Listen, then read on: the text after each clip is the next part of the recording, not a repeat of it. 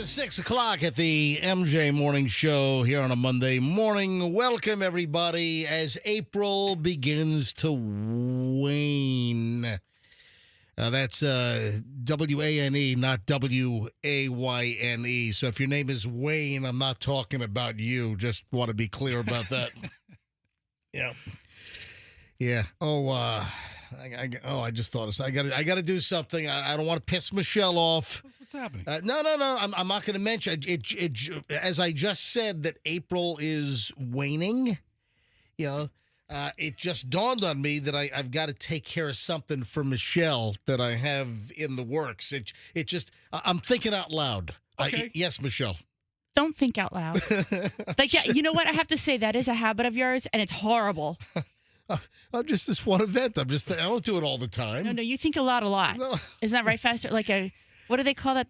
The stream of conscious thought that just comes out of his mouth? No. Conveyor belt of. Yes. Hey, I'm trying to figure out. I'm trying to put together this story of this hit and run boat accident in Clearwater near the Memorial Causeway. This is like late last night. Well, 8:45-ish last night, and a private craft crashes into this ferry. Do you know anything about this ferry, Fester? No. Yeah. Is it like one of the gambling cruises or one of the dinner cruises or something? All right, so here's what we know. This is Clearwater last night. The crash happened, according to local authorities in Clearwater, at 8:43 p.m. It might have been one of those sunset cruises that take you out because it doesn't. I just saw a picture of the boat. It doesn't look like a substantial, like a very large ship. So it's called the Clearwater Ferry, and I'm not familiar with the Clearwater Ferry. I'm familiar with that ferry that took people from Tampa over to St. Pete, and that service apparently is being canceled because they just defunded that like last week. Yeah, well, apparently they tried to downgrade the boat size. I guess the funding was an issue, and then the company that was providing the Tampa to St. Pete ferry, they wanted to downgrade the boat from a larger, faster boat, I think, to a 12-foot Sears Game Fisher Ted Williams model rowboat from 1977. So the Clearwater Ferry is run by the Pinellas Suncoast Transit Authority. Oh, really? And it's a boat ferry that runs along different ports or in Clearwater Beach. Have you seen the pictures of the ferry after the incident? I have not. So I need to see some of those. Those are probably... Oh, it's terrible. Yeah, those are on some of the local news channel websites. I just saw an update on the casualties. So one person has died, and there are reports that at least 6 others are injured, and this is after this boat crash near the Memorial Causeway. So 8:43 p.m. last night, Sunday night, Clearwater Police, as well as Clearwater Fire and Rescue, they respond to an emergency call, and it looks like it was a hit and run. You had like 40 people on the ferry, so this is a crazy story. So, according to authorities, looks like it was a hit and run. A boat smashed into the Clearwater Ferry and then got the hell out of there, and then just fled. That's a hit and run. Hit and runs are not just on the road with cars and trucks. No, I'm looking at the damage. I don't know how the other boat hit this ferry and caused the roof damage that is presented in the picture. I mean, if the boats hit it perpendicular and the point is up, it might run up on the boat. The point is up. You mean the bow? I don't know. Yeah. I'm not a boater. I know what Fester's saying. We had a boater on. If the point of the boat, it's the bow. The tippity tip. Look at that. That tells you how hard the impact must have been, though, right, Fester? MJ, this is not a very substantial boat. The Clearwater Ferry is... It's a pontoon. It's like a... Yeah. This is like a tool shed on floats. What it is... It's not a very significant... yes. What it is...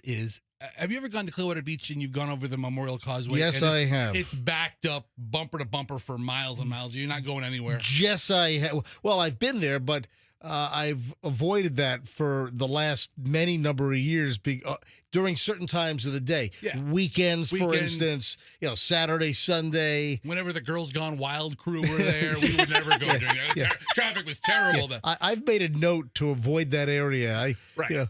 But you can park on the mainland, and the ferry takes you along the route of the bridge, so you don't have to fight for parking. There's no parking on Clearwater Beach anymore. So, well, they've made it very, very difficult. Less. Yeah. So it takes you to the beach. All right. It was declared a mass casualty event because there were 40 to 45 people on board the ferry, apparently. The news report I'm seeing says that 3 people were dead. Well, that three are dead. Hold on. No, I'm sorry. No. That is inaccurate. I know. I'm sorry. Where'd you see that? It's the caption on the picture. I'm sorry. Okay. All right.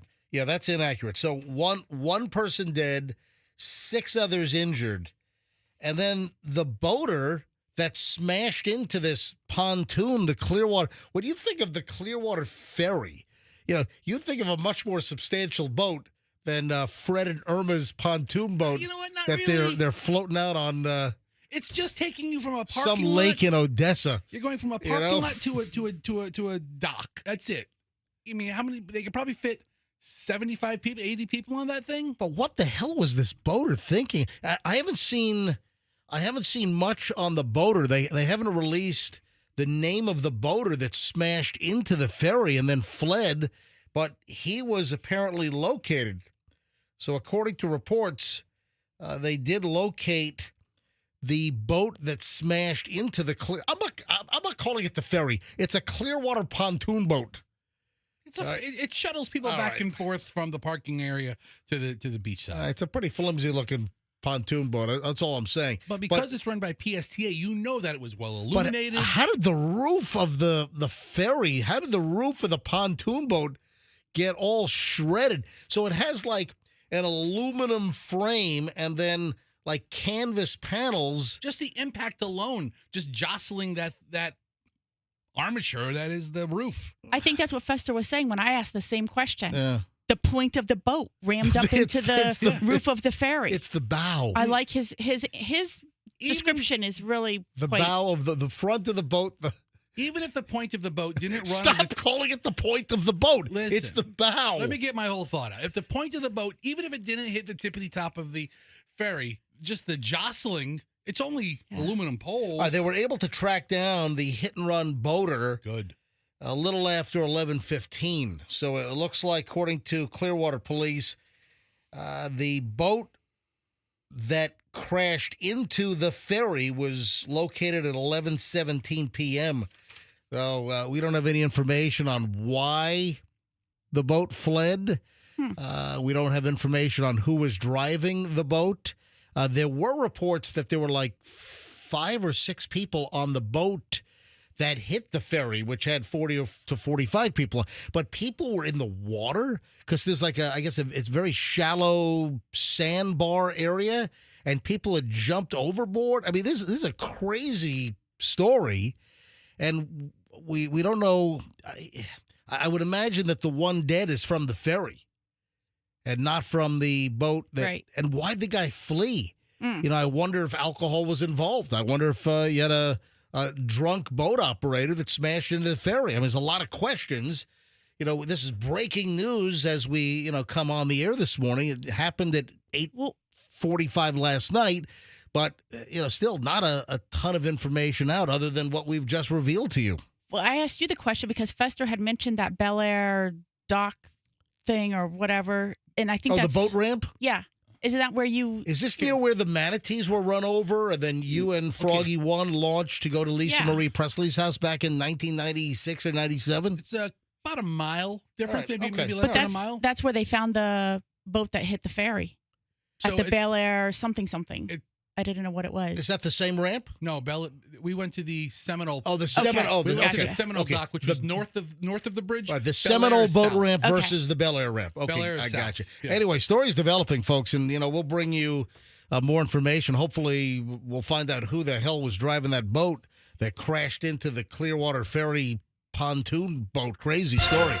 All right, 6:10 at the MJ Morning Show. Just getting rolling is Monday morning. Details on the big Mother's Day Banco garage door opener giveaway. We're talking 5 of these suckers at $1,000 a piece. This is the best Mother's Day gift ever. Details next. It's still early, so...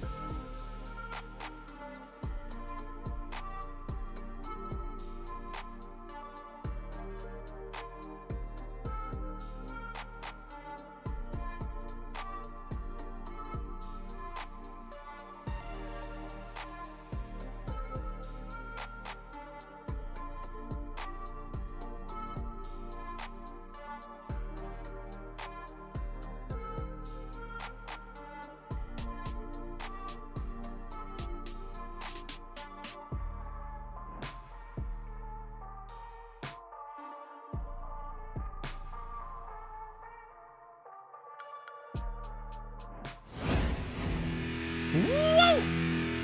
Woo! I mean, songs like that need like a woo at the end. You know what I'm talking about?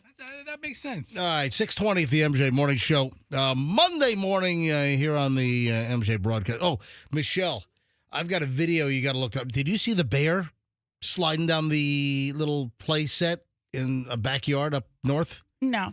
Oh, Sorry. Michelle, you love these videos. I know. I'm surprised this red alert didn't start flashing on your phone. I saw the bear in the hot tub, and I was going to ask you about that. Like, do you think the bear then goes and seeks out hot tubs in the area, or does he expect every water he gets into to be that warm? And also, is the water too warm for the bear? Because he's furry. So Michelle just loves these videos. She's watching some eagle video out of Big Bear out in California. I've got them all over. And the little babies, they lift their butts out of the nest and they shoot poop out. And I've got them in That's how they don't do it inside the nest. Yes. It's literally like silly string. Yeah, and they know. They put their little booties up, and the white thing, this string of white, you just see it go All right, so out of the nest, and it's so funny. Right after the show closed on Friday, I'm cleaning up, right? So it's 9:50 or so. We just finished the show on Friday, and we're about to get out of here for the weekend. And Michelle has her laptop over there, and she's like, "Oh, the baby just shot the poop out like silly string." I'm like, "Oh my God." So Michelle and her videos, the elephant videos that she loves to watch from preserves in Kenya Tanzania, or Tanzania, wherever. And so you haven't seen this. This is great. No. Oh, Fess is bringing it up. Oh right, my gosh. You know those kids' play sets? It's like a wooden tower, and then you've got like sometimes the ropes to climb, and then you've got like a green plastic slide. Yeah. The bear climbs up the ladder, the kid's ladder to climb up to the platform. The bear climbs up the ladder and then slides down the green slide like it's utilizing the play set for exactly what it was intended for. It is. Oh my! You have to wonder, like, how did it know to do that? And also, those sets are very expensive. Yeah. And apparently very strong. Wow. Yes. Yeah, But right. this is amazing. It happened in Wow. Connecticut, and they caught it on video. The bear. This is just a brown bear? I mean, this bear looks to be. He's a grizzly. No, it's not. It's not a grizzly from Alaska. But the bear, this is up in Connecticut. Sarah Loving had just gotten home with her husband and 2 kids when they spot 2 bears in their West Simsbury, Connecticut backyard. And apparently it's not uncommon to see the bears, but you just don't usually see a bear playing on the kids' play set in the backyard. I mean, the bear deliberately climbs up the stairs, the ladder, and then slides down the green plastic slide. It is amazing video. If you want to find it, just do a search. Just Google bear on slide in Connecticut if you want to see this cute little video. Yeah, it's a Connecticut black bear. That's the bear. Is that what it is? Yeah, that's the bear they have up in. Are you sure? According to the Google. Okay, yeah. all right. Then it's a Connecticut black bear, but it's not a grizzly. Not a grizzly. Oh, it's not a Kodiak, right? Is that another bear? Kodiak. Kodiak bear. What is the bear? Is it a gri? What's the one that you see like this stuffed? What do you call it? The Teddy bears? No, no. The taxidermists that, and I know I've seen these before. You've got the bear that's standing up. It's like 8 feet tall, and its paws are out with giant claws the size of like catcher's mitts. I think those are the grizzlies. Yeah. Andrew's saying it's a Kodiak. Oh. That's a Kodiak bear. I mean, could this could be like Cocaine Bear? Oh, no, yeah. I mean, remember? Oh, do you want to hear something hysterical? Let me tell you what's hysterical. So, Chloe went to see Cocaine Bear, right? Right. And then my parents watched Cocaine Bear, I think, shortly after. Mm-hmm. What?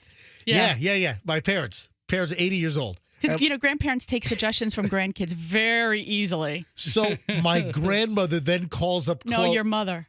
Oh, what'd I say? Your I'm sorry. It's Chloe's grandmother. Chloe's grandma, my mother, then calls Chloe up and said, "Yeah, we watched Cocaine Bear, Chloe.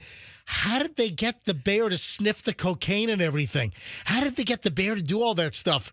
And it's like Chloe had to explain CGI, computer-generated imagery. I'd be more concerned with your mother knowing that much about cocaine. Yeah. So That it's sniffed and it causes behavior like that, right? my mom thought it was a real trained bear doing all of the stunts in Cocaine Bear, and Chloe has to say, "No, Grandma, it was special effects. It's computer generated graphics and imagery that do that, and all the crap they can do, obviously." 6:26 at the MJ Morning Show. All right, when we begin next week, we will be giving away a garage door opener a day. This will be next week, next Monday. So 1 week from today, we'll give away a garage door opener Monday, Tuesday, Wednesday, Thursday, Friday from Banco. Now, folks, I'm telling you right now, this is how you make an impression on mom. All right, the flowers, the chocolates, taking mom out to a mediocre dinner somewhere for Mother's Day. That stuff is forgotten. You know what's not going to be forgotten? If mom gets a brand new garage door opener from Banco. It's the great Mother's Day garage door opener giveaway here on the MJ Morning Show. Always looking to make an impact, always looking to make an impression here. And if you want to do something a little different, mom is going to be using that garage door all the time. Let me tell you how this works. We start taking entries right now. The entry box is open. MJ at mjmorningshow.com. That's my email. You send your entry for mom's prize. Let me tell you who's eligible. Essentially everybody. So, listen, if you're a mom and you want to enter yourself, go ahead. I don't care. If you're a mom and you want to write your own entry and pretend you're someone else in the family trying to give you a gift, go right at it. I don't care. This is what's going to win a garage door opener. The best story on why mom deserves a garage door opener. I don't care if it's a real story. I don't care if it's a fake story. It doesn't matter.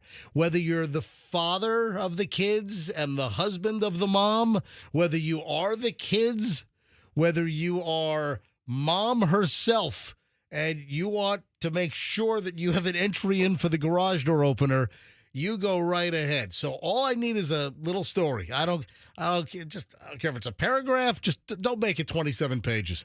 The best story every day next week is going to win the garage door opener from Banco. So we're giving away the LiftMaster 87504. This is the top of the line. This is the best garage door opener that LiftMaster makes and that Banco Overhead Doors installs. Best one. Go to the LiftMaster website, top of the line. It's got the video camera. It's got the 360 light ring. It's got the app. It connects to your Wi-Fi. You can you can look at the picture of your garage door and the condition from your phone. If you go to work, let's say, and say, oh my God, did I leave the garage door opener? Just check your app. It'll show you if your garage door is open or closed. It'll tell you how long it's been open, how many minutes it's been closed. It's amazing. This is $1,000 value. $1,000 installed. This is a good prize, and we're doing 5 of them courtesy of Banco and LiftMaster next week. All you have to do is send an email to MJ at mjmorningshow.com and just tell us why mom deserves a brand new state-of-the-art LiftMaster 87504 garage door opener. So you send the entries in all this week, and then next week we start picking out the best entries, the best stories on why mom needs the garage door opener. Again, anyone can enter. I don't care if it's the kids who want to write the email, if it's the husband. Mom, if you want to write the damn email yourself and pretend you're one of your family, I don't care. It's just the best story win. It could be a real story. It could be a fake story. It could be a heart tugger. It could be, a funny story. It doesn't matter. So send your entries in. The entry box has just opened right here at 6:30 on the MJ Morning Show. So we'll take entries all this week, and then we start giving away the prizes next week. Monday, Tuesday, Wednesday, Thursday, Friday, every day, 5 garage door openers, giving away $5,000 worth of these things.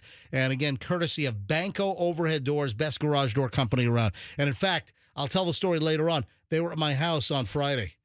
I had a garage door emergency on Friday, and you won't believe how quickly Banco got out. So I'll tell that story a little bit later on. So I'm very excited about this. 6:31 at the MJ Morning Show. When we get back, the early Morons in the News rolls. And it's always good. After the weekend, you get a great collection of just total imbecile stories. And this Monday morning is no exception. The Morons in the News are next here on the MJ Morning Show. Speaking of your...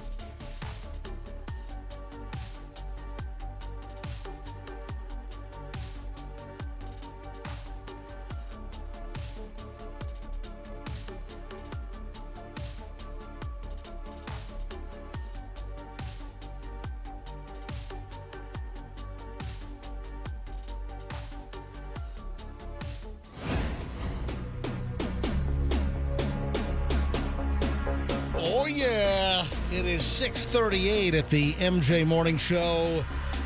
And you know what time it is? Time for the morons in the news. Oh, we got a lot of time today. It's only 6:38. Yeah, we got a good chunk of time here for the morons in the news. Good, we can talk slower. No. It means I have more time to do additional moron stories is what I actually have here. This is sick. What kind of... I'm telling you right now, this guy is going straight to hell. What do you do? Who would steal wigs from a shop that specializes in making wigs for cancer patients? Oh, that's terrible. Of course, this is awful. This is a career criminal. Well, that's who. With nearly 60 arrests. See, this is what bothers me. I hate these stories when you hear about someone committing a crime and they've got a rap sheet as long as their freaking body from head to toe, and they're out on the street. You know, at some point, you know, you just execute them. You know, all right. So, all right, maybe I'm exaggerating a little. Well, listen. Or you just get these people with these rap sheets. Unless they did commit a capital crime in which... You know, if it's a state with the death penalty, then, you know, take care of it. So here's the deal. A career criminal, nearly 60 arrests, broke into, burglarized a Brooklyn, New York wig shop and stole about $30,000 in hair pieces. All right, hold on. And some of these hair pieces are for cancer patients. The sign outside didn't say... cancer patient. Oh, yeah. Here we go. Fester looking for a way to defend he's just the looking burglar. He's just looking for a regular wig shop. All right. I would bet that all wig shops. If it's a regular wig shop, then the guy should still be chastised. Sure. But don't say, he's targeting cancer-related wig people. Maybe he had personal knowledge. It didn't say cancer wigorama, no, okay? it doesn't. It doesn't. It didn't say that on the outside. Right. It says, glory wigs or something. It just seems that you look to defend. Why didn't you become a defense attorney and represent some of these scum sacks? I think he's just pointing out a fact. I'm just fighting the fake news over here where you're like, the fake news? It's a wig shop that serves cancer patients. It serves everybody. It does, but it also is known... You know what? A couple years ago, they had a veteran. Oh, they serve veterans. No, it's just a wig shop. You know what? You're looking for... You know what? Your scam-a-llama ding-dong shines through every single day. No, you're making this guy sound more terribler. Jesus. Than he is. All right, Darren Ware, 52-year-old, hit the Hustle Wig Shop. The Hustle Wig Shop. All right, now you're going to make fun of their name? No, but he's not thinking. What are you going to say? Oh, the Hustle Wig Shop got hustled? Is that what you're going to say now? No, they got robbed. But do the hustle.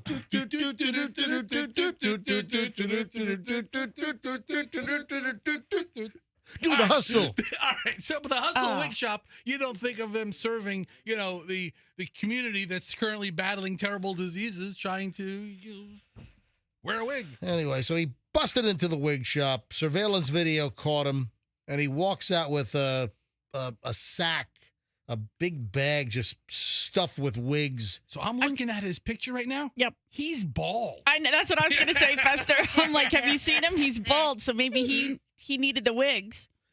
And he went into the hustle. This guy's still on the street after 60 arrests. My God, throw this guy away. Toss the key. My God. How many arrests does it take to become a repeat offender and finally have some kind of 3 strikes deal or something? How about 60 strikes? It's 61 strikes now. Holy crap. 9 of the stolen wigs were valued at about $30,000. Yeah, I mean, some of these wigs are a lot of money. I mean, I think several $1,000s for a wig is a lot of money, but. Also, don't you think that's a kind of hard item to sell without, like, terrible, being found out? You know how when you go to a pawn shop and you try to, like, what do they call that fencing stuff? All right, so there's like, how do you sell wigs? Michelle, there's a community of women, not cancer related, who like exclusively are wigs. There's a black market for wigs. No, are you making this up? No, you're punking me. How do you know this? Well, Fester, you're punking me. I bet you right now, MJ, we have listeners who wear wigs every day.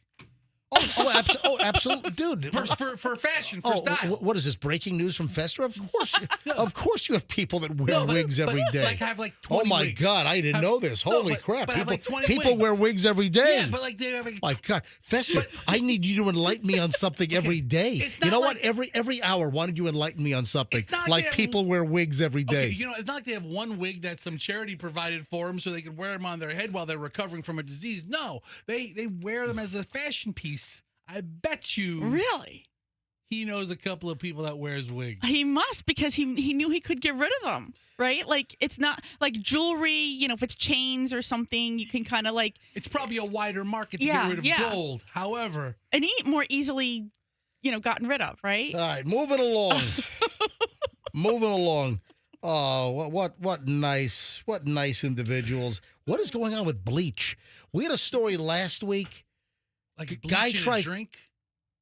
Guy tried to kill mom by putting bleach in her milk. Yeah. All right? Yeah. That was last week. And then now we have 2 sickos try to force a wheelchair-bound man to drink bleach. Ooh. Up in Michigan. Man, bleach is making a comeback, I'm telling you. 2 twisted suspects behind bars. Why? Allegedly tried to ram bleach down the throat of a guy in a wheelchair during an attack up in Michigan. Brittany Walker, 34, and Samuel Payton, 62. They were arraigned late last week on torture and assault charges for a violent ambush. This happened at a Detroit apartment. It's very coincidental because I had the Detroit pizza up at Nona Slice House on Friday. Ah. Wow, that's a coincidence. Yeah, so the story's from Detroit, and they were arraigned late last week, and Michelle and I had a late lunch at the Nona Slice House where they have a killer Detroit slice, man. I'm telling you right now. I bet you they use some beach-based products to clean their kitchen, right? Mm-hmm. I'm sure they do. All right. More coincidence. So this is a sick story. Prosecutors said there was an argument, and the assailants had a disagreement with the 44-year-old wheelchair-bound man. They tortured the guy and then forced bleach down his throat. What the hell? Prosecutor said the victim was taken to a local hospital after he suffered a cranial bleed and a left orbital wall fracture. So they busted the guy's eye socket as well. My God. So this happened back in, I guess, in March, and they were finally arraigned late last week, forcing someone to drink bleach. Is bleach one of those deals where on the label it says, if accidentally ingested, do not induce vomiting? Oh, I don't know. Yeah, there are some chemicals where you're not supposed to induce vomiting because it did damage going down, and if you induce vomiting, it does more damage coming back up. I would think you'd just want to get the crap out of your system. But what the hell do I know? Man, bleach. All right, if we have another bleach story, that's going to be a hat trick. Bleach trifecta. Bleach hat trick. Oh my God. All right, this is also terrible. I don't know what's going on. Humanity gone crazy, folks. Now we have a dentist who was shot by his neighbor because they argued over loud music. How does loud music escalate to a shooting? That is just unbelievable. So there was a dispute over loud music, and a well-known Wisconsin dentist is dead. Keona McGowan was crying in court on Thursday, late last week. She was charged with gunning down her neighbor, Dr. Akintunde Bowden. Yeah, a very well-known dentist in Wisconsin. Yeah. He's like the number one known. Hold on, are you being facetious? In all of Wisconsin. Hold on, why are you being a wise ass? Oh, why did the story put like a very well-known dentist? Apparently he's a well-known dentist in the area. I'm concurring. In all of Wisconsin. What's his name? Dr. Akintunde. Akintunde? Yes. Bowden. So he was apparently asked to turn down loud music. He asked the woman to turn down the loud music. Did he say, do you know who I am? I am a well-known dentist in Wisconsin. I am Nkunde? What's his name? Nkunde? Dr. Akintunde Bowden. Akintunde Bowden. That was his name because he's no longer around. Please turn down your music. I'm very well known. Call me Dr. B. He asks the neighbor to turn down her music. This is according to WISN Channel 12. I think that's in Milwaukee. So the 27-year-old was inside her apartment blasting music, apparently. She hears banging on the door.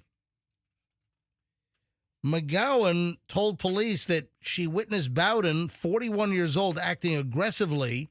She believed that he was intoxicated. She allegedly opened the door, agreed to lower the volume of her music, but apparently that was not a de-escalation of the situation. McGowan claimed that she closed the door, but that Bowden kicked her door. She allegedly grabbed a gun, opened the door, and fired at him when he tried to kick again. McGowan reportedly was outside of her Park Plaza Court apartment building screaming, "He's in my house," number 207. When the police arrived, authorities discovered Bowden lying face down in McGowan's doorway, and he was pronounced dead at the scene. Let me tell you what I think happened here. I'm guessing that this woman, McGowan, and she's going away for a while, I'm telling you right now. I'm going to guess that she has a long history of blaring her music. I'm guessing that this dentist, the very well-known Dr. Akintunde Bowden, I'm guessing that he's been over there numerous times asking her to turn down the music. I'm thinking this guy was fed up. And I'm guessing that the music was still loud and he's kicking on the door. I don't see an indication that he was trying to kick the door in where she feared for her life. Hold on. Kicking my door is pretty aggressive. Yeah, but even if I'm a habitual loud music player. Dude, the response, what law is she breaking? Listen, if you're blaring music, they have an altercation, and I guess he's still not satisfied with the reduction in volume, you kicking someone's door is completely wrong.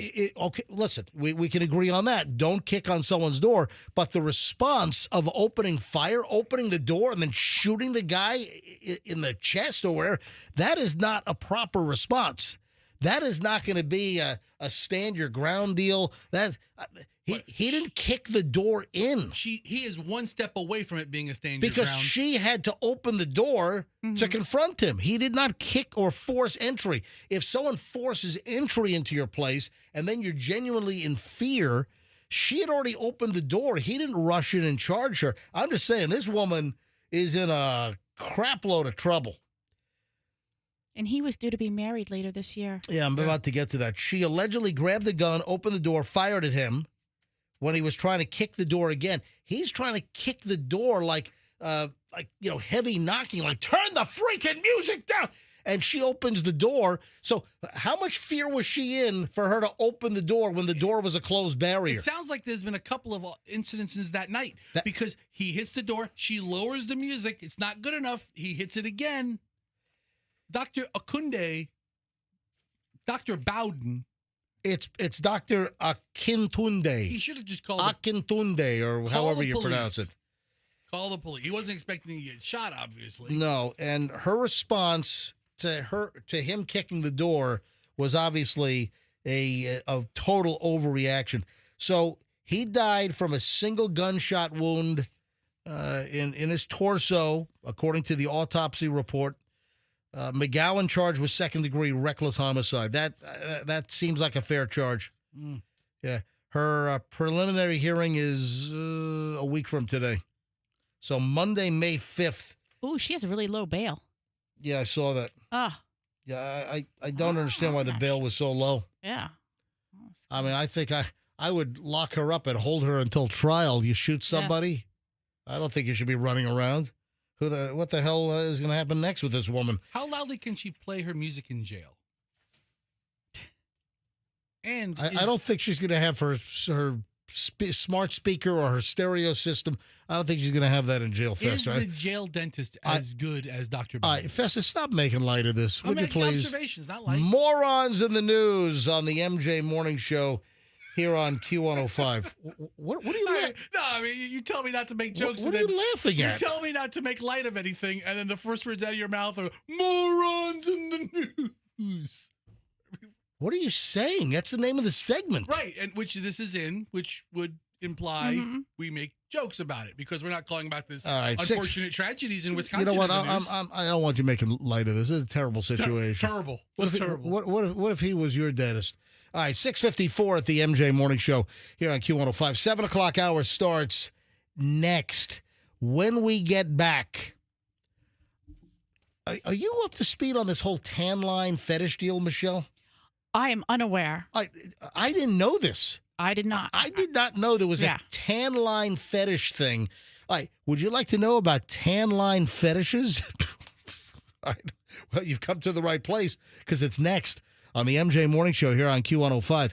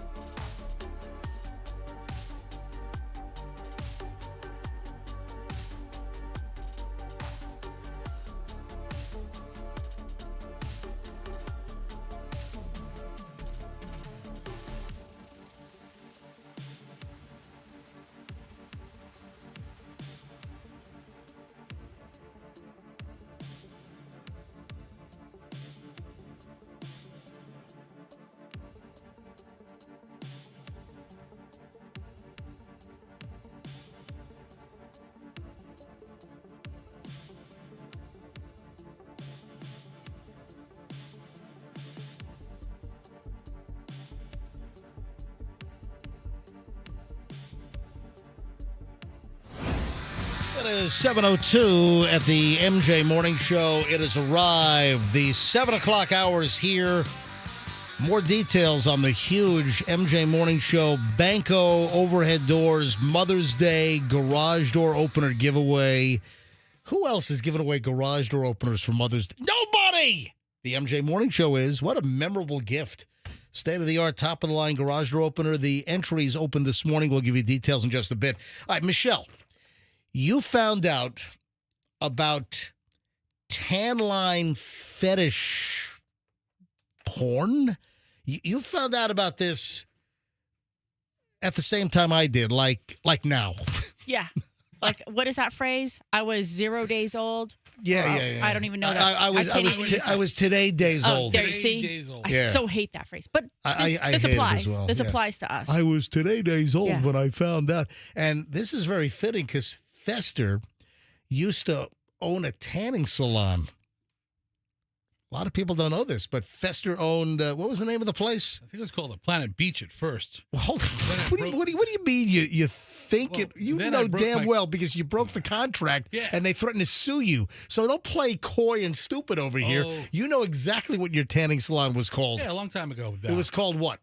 It was called Planet Beach. Right. Then I changed the name of it and broke the lease. Or broke the... I didn't break the Franchise lease. agreement. Broke the franchise agreement. Because they wanted how much?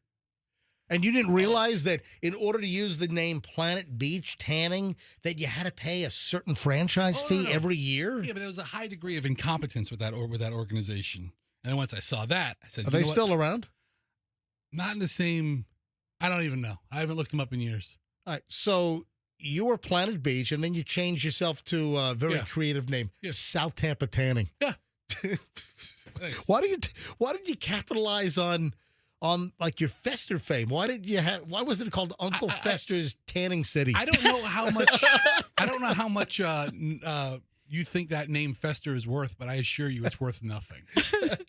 Dude, it's worth hold nothing. on. Fester, what are you talking It's about? worth nothing. Fester is one of the most recognizable I can't- names in media in Hold the on. Tampa Bay area. I can't even get a boner pill endorsement here at the radio station.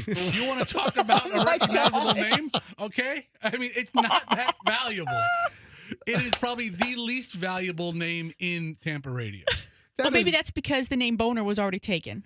That is not true. It actually is proving itself in both theory and All right. actuality. Anyway, That's what you call the absence of evidence proves the case. Yeah. Because there is no endorsement for the boner. Or So any, I mean, Michelle, what are you saying? he said it. I can't say it. yeah, I mean, it's the name. I thought you did endorse a male enhancement problem clinic.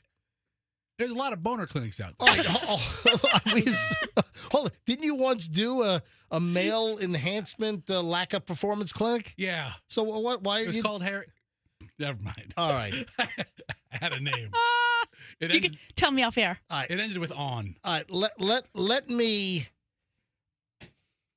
me talk about the Yeah. tanning story Okay. now. And Mhm. Fester, you as where I was headed before this thing went off the rails was that you owned a tanning salon, and I want to know if you were aware of this condition. All right, so Michelle, Maybe that's why he did it. all right, give me the softer female. Oh, you just said boner 9 times. Maybe you're the wrong one to give me the softer know? touch on. All right, maybe you're I am. Maybe you're the right one. what, all right, Michelle, what do you understand this tan line sexy fetish deal? What do you understand about this story? I guess that dudes are into tan lines. Yeah. Weirdly. Yeah. Like I always thought back in the 80s, when we weren't really as aware of skin cancer and people were still slathering themselves with Hawaiian Tropic or baby oil to get a tan, Yeah. that the whole goal was to not have a tan line. But apparently there is a lot of guys out there who think tan lines are super sexy and they want to see the tan lines. I had no idea this was a thing, and it's called tan line fetish porn for some reason. I don't get it. So here's a story. Carl Radke, an original member of the Summer House contingent, revealed in a recent episode of the cult reality show. Where does that run? Where does Summer House run? What network has that? I mean, I've heard of it. I know it was a reality show. Boner Network. Michelle, we stop it. You watch that all the time. Are you drunk this morning? I'm just going to say that because every time I say it, you go berserk. So, you're goading me now. she goes berserk too. Bravo TV. It's on Bravo's website. All right, so Same thing. There was a recent episode of this reality show, Summer House on Bravo, where this Carl Radke guy has a thing for tan lines, and he said that it's like porn for him, and that he has a porn preference, that it's his desire to see women with tan lines. So this is a category. This is a fetish. This is one guy's thing. No. Wait. It's not. All right. There's more to the boner story. Michelle, stop it with the B word over there. Knock it off. Especially if it has a tan line going down the middle. The porn bombshell was dropped when West Wilson, one of Radke's co-stars on Summer House reality TV show, asked him and fellow housemate Jesse Solomon what weird adult content they enjoy the most.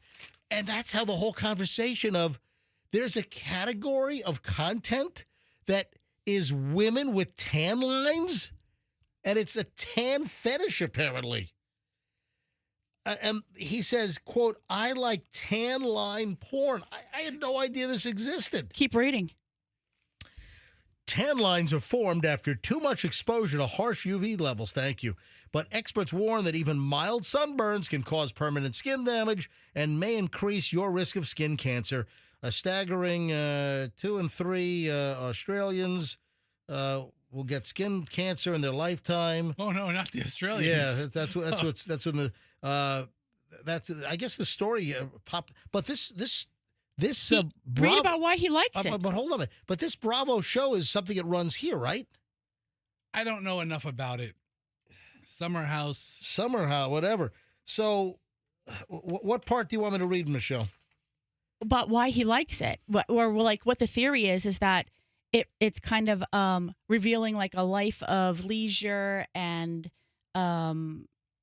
yeah. So apparently, I guess in the synopsis, it's based in like the Montauk, New York area. Yeah, because right. I thought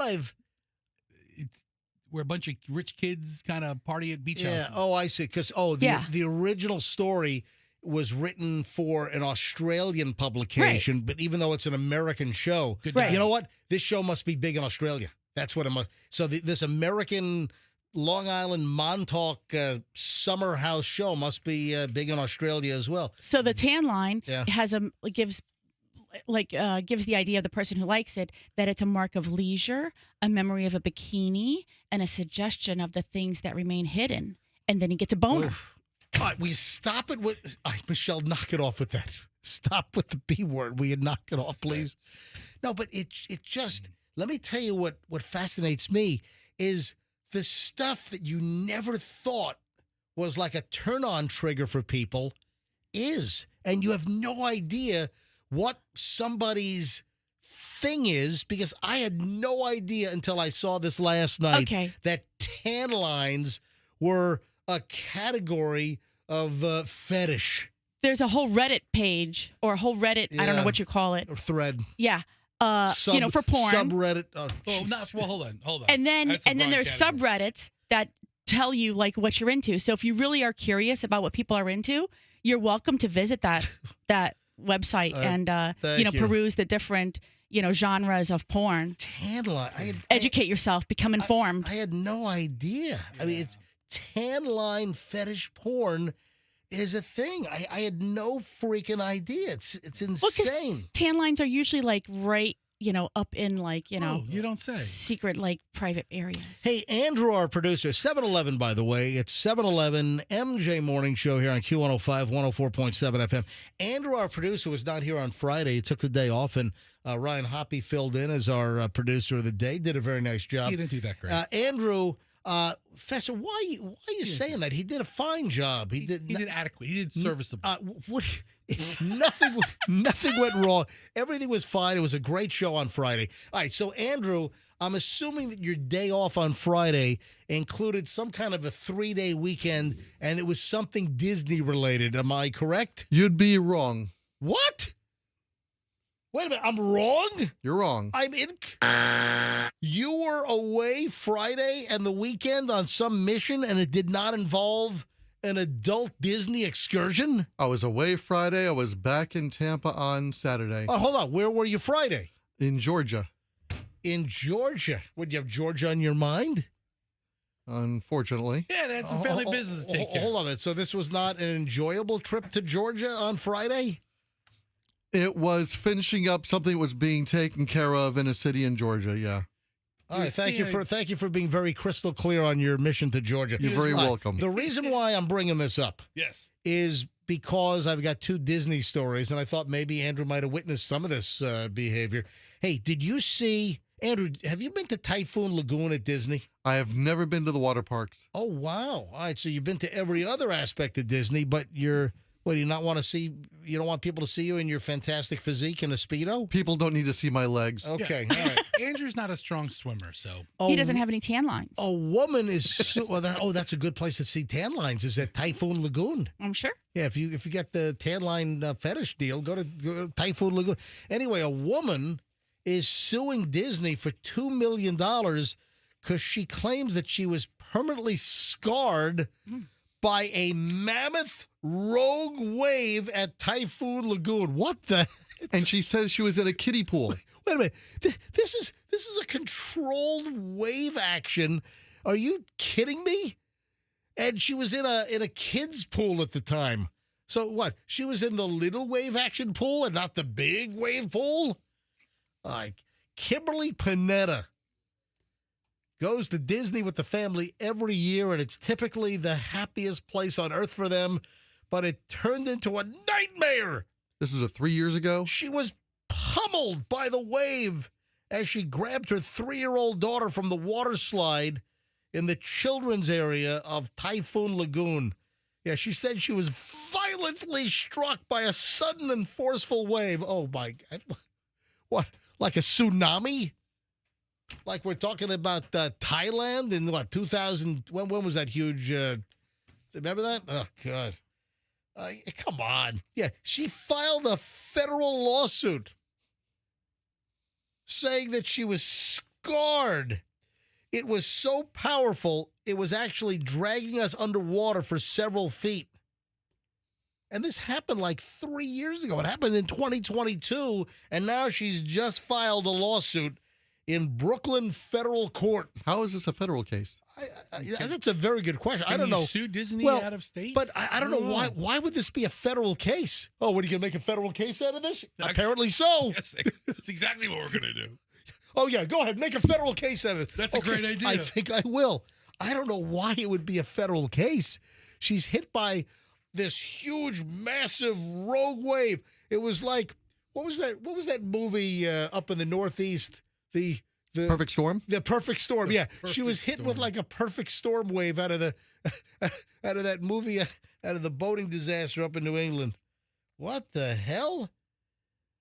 So other than it being a violent wave, a mammoth wave. Yeah, in the kids area. I mean, get out of here, mammoth wave. What was it? 37 feet tall. What injuries did she suffer? The greatest surfers in the world are trying to conquer this wave. I don't know this. Oh, she's got a little pool rash on her feet. This sounds ridiculous. The wave hit her from the side with such force, it pummeled her, and her body skidded across the cement or gunite, which is like the coating, causing serious road rash or scrapes that were severe and deep. This sounds ridiculous.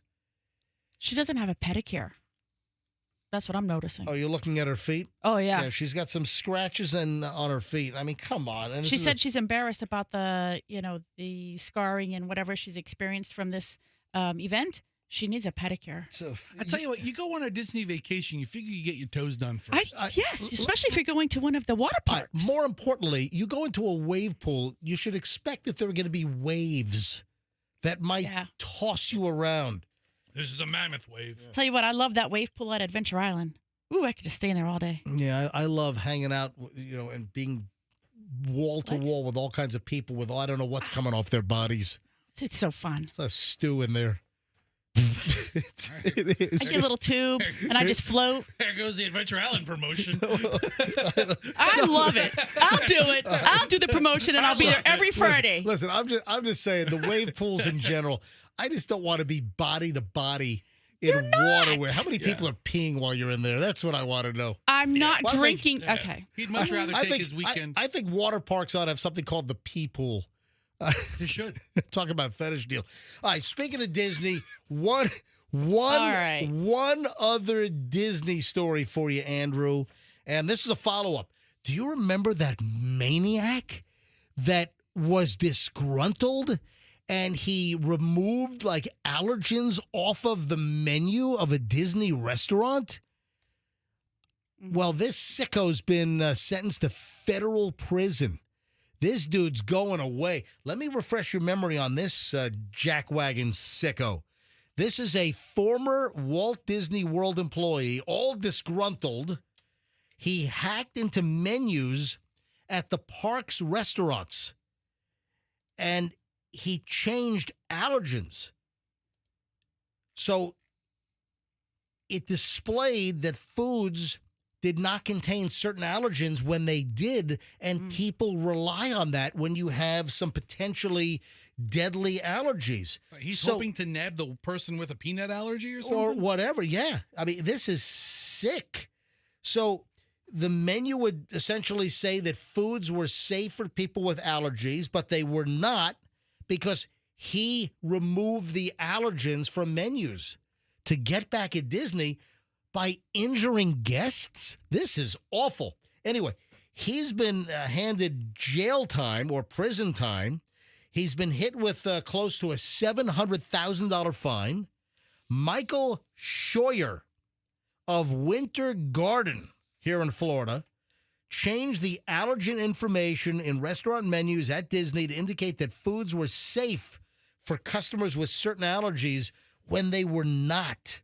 I mean, this is just bizarre. Investigators said that he was retaliating against Disney because he was fired for some kind of unknown conduct, some kind of misconduct. And so he changed the information menu so it looked like things were safe when they were not. Wow.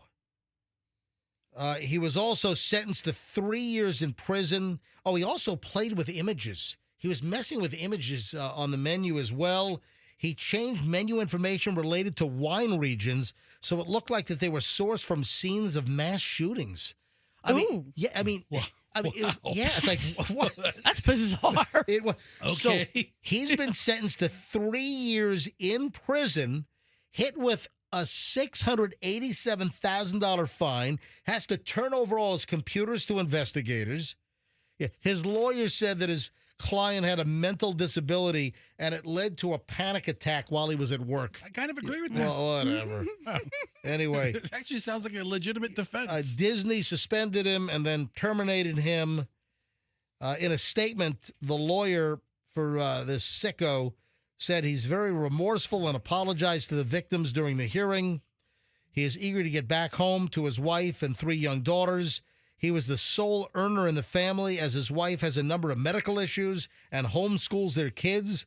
Well, guess what? Daddy's going away to federal prison for 3 years. And, hey, try climbing out of a $687,000 fine hole. Yeah. How about not potentially killing people by removing deadly allergens for some from menus at Disney? Yeah. So he used to work at the happiest place on earth. Now he's going to a very, very unhappy place on earth. Yeah. A federal lockup. Unbelievable. He also hacked into a separate server, digitally altered QR codes that then sent diners to a boycottisrael.org website. I mean, this guy had all kinds of crap going on. He had a lot of time on his hands. What a sicko. I mean, he put a lot of thought into this. All right, 7:21 at the MJ Morning Show here on Q105. We start over an hour and 20 minutes of nonstop MJ next. I don't know what's going on with people attacking kids. We have the 11-year-old attacked over the eggs. We had a girl selling candy, 9 attacked. We have another Florida attack. You're not going to believe what a kid did to get attacked by an adult here in Florida. We have another crazy attack. It involves Play-Doh. A little hint. An attack over Play-Doh. Hold on, folks. That's next on the MJ Morning Show here on Q105, 102.10. Here on the MJ Morning Show on 104.7 FM. Yeah, I'll get the frequency right.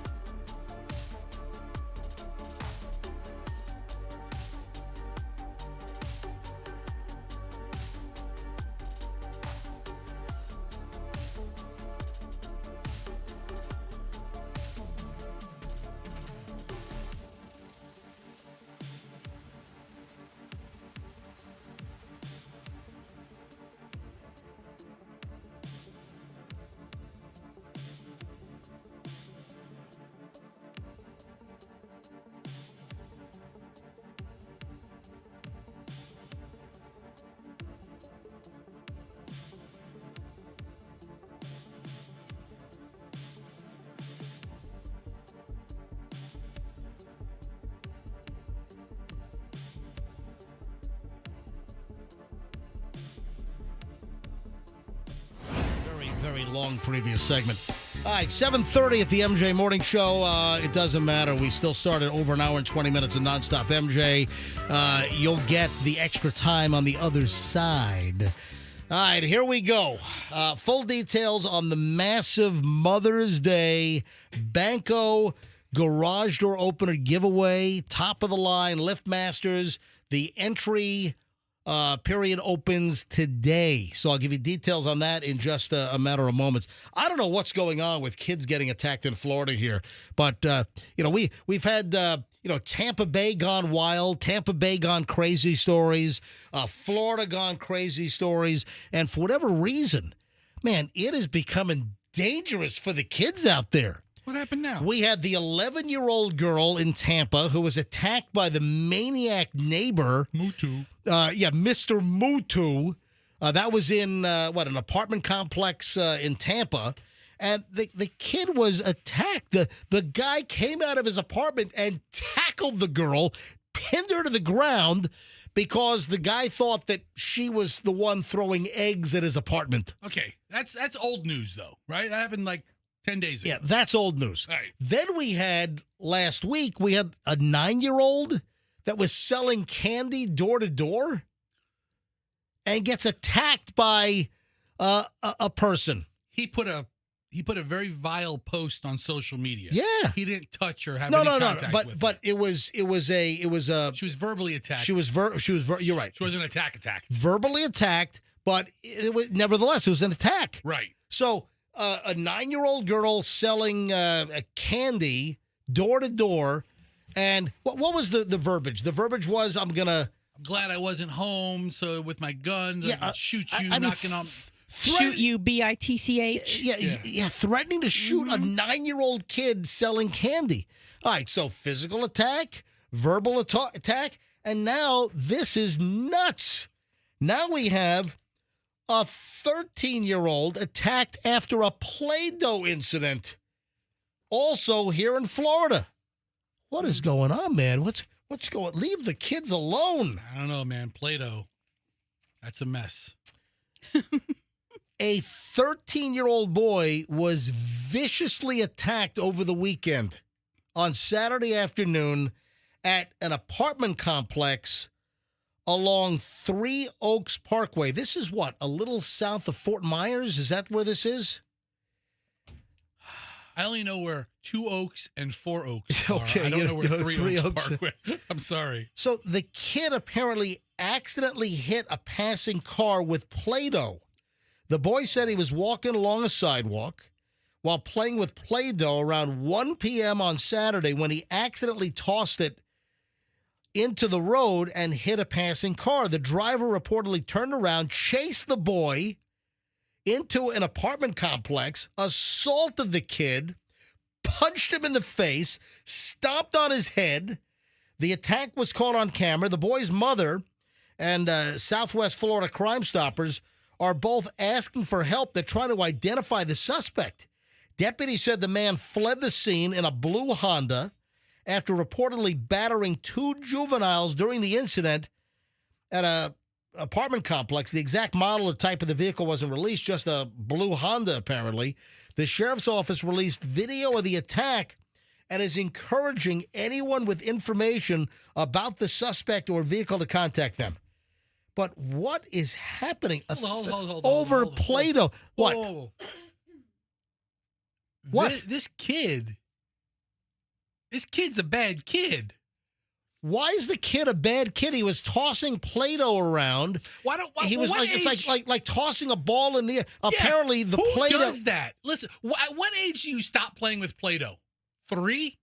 Hold on. This is kid- your line of argument. This kid is throwing wads of Play-Doh at cars, and he hit the wrong guy. Dude, he wasn't. This kid. I'm walking along the street throwing Play-Doh, and I hit a car accidentally. The kid was taught. Apparently, he was juggling or tossing Play-Doh. He's walking on a. Juggling Play-Doh on the sidewalk's not a thing. You're zeroing in on the wrong thing. I'm zeroing in He on didn't throw. You know what? I think the kid's innocent. You know why? Why? His name's Julian. Oh, jeez. 13-year-old kid, Fester, you're just 13-year-old kid. You're honing in on the most bizarre crap lately. 13 years old is when a young boy has to figure out exactly what his ass can get away with and what he can't. So you think the kid is guilty because he's 13 years old? He's got a wad of Play-Doh he's tossing around? I think this kid's old man should say, "Hey, lesson learned, punk." Okay, just as with the girl throwing the eggs, she starts screaming right away. I didn't do nothing. I didn't do hold nothing. on, but we don't know if the girl threw the eggs. Okay, listen to me. We don't know. Listen to me. Yeah. She's being attacked, right? And why does the first thing she says, I didn't do nothing. I swear, I promise I didn't do nothing. She already has a little bit of a guilty conscience. I almost have to kind of think of how Fester's thinking right now. What 13-year-old is walking along the road just tossing around some Play-Doh that actually happens to get hard if it's left out of its container? And it hits a car. I mean, I'm not saying this kid deserves to get his face stomped the way he did. It's a squishy ball of Play-Doh. It's not. The kid Throws a ball of Play-Doh at your car. Your car. If it's hardened Play-Doh, you don't know at the moment. Then it could make the noise of a rock. It's probably not going to damage the vehicle. That's not the point. Yeah. You're tooling along 3 Oaks Boulevard or 3 Oaks Parkway. This is in 3 Oaks, Florida, which I believe is a little south of Fort Myers. Wait, also, have you seen the video? Yeah, I saw. There's a very peculiar fact about the video that I'm surprised you didn't hone in on because you always do. What is the peculiar fact on the video that you honed in on? Okay, so the dude that's stomping the 13-year-old's face, he's wearing a T-shirt. They've blocked out whatever is on the T-shirt because they don't want that to be associated with the event. That's not an MJ Morning Show T-shirt, is it? That's the last thing we need. Here's the audio of the kid. Listen to this. Me and my friends were at the park, and we were walking back, and, we were having fun. We were doing, what kids do. We were just messing around, playing. There wasn't really cars there, but we were just, throwing in the road, and one of my friends threw a piece in the road, and there's a car, coming, really fast, and, it kind of, hit the Play-Doh, and I guess the guy got upset, and he did a whole U-turn. When I was hiding, he was, saying a bunch of, cussing. He was screaming. Yeah, so he was like, "Where you at, You guys are throwing rocks at my car and stuff." He, tackled me, and he started punching me, and he was asking me, why did you throw rocks at my car and this and that. I was trying to explain to him, but I was getting punched in the face while he was like asking me all these questions. You ought to see this kid. Yeah. Kid looks like he was like run over by a car. Guess I mean, what his this- face is all battered up. Guess what this kid's never going to do again? Throw crap at cars. Yup. He learned his lesson. Fafo. Hey, we just talked about it. I prosecuted a case where somebody threw something out. We just talked about a case a couple weeks ago where somebody threw a bottle out of the window. A former deputy or whatever threw a bottle to another driver in a road rage incident. So you're okay with this kid throwing Play-Doh and the driver. He's a kid, Michelle. No, He's a kid. The issue That's is who normally does this kind of stuff. they're claiming that they were messing around. They were throwing the Play-Doh. Yeah. They did not intend to hit the car. No, they didn't. I think that is a possibility.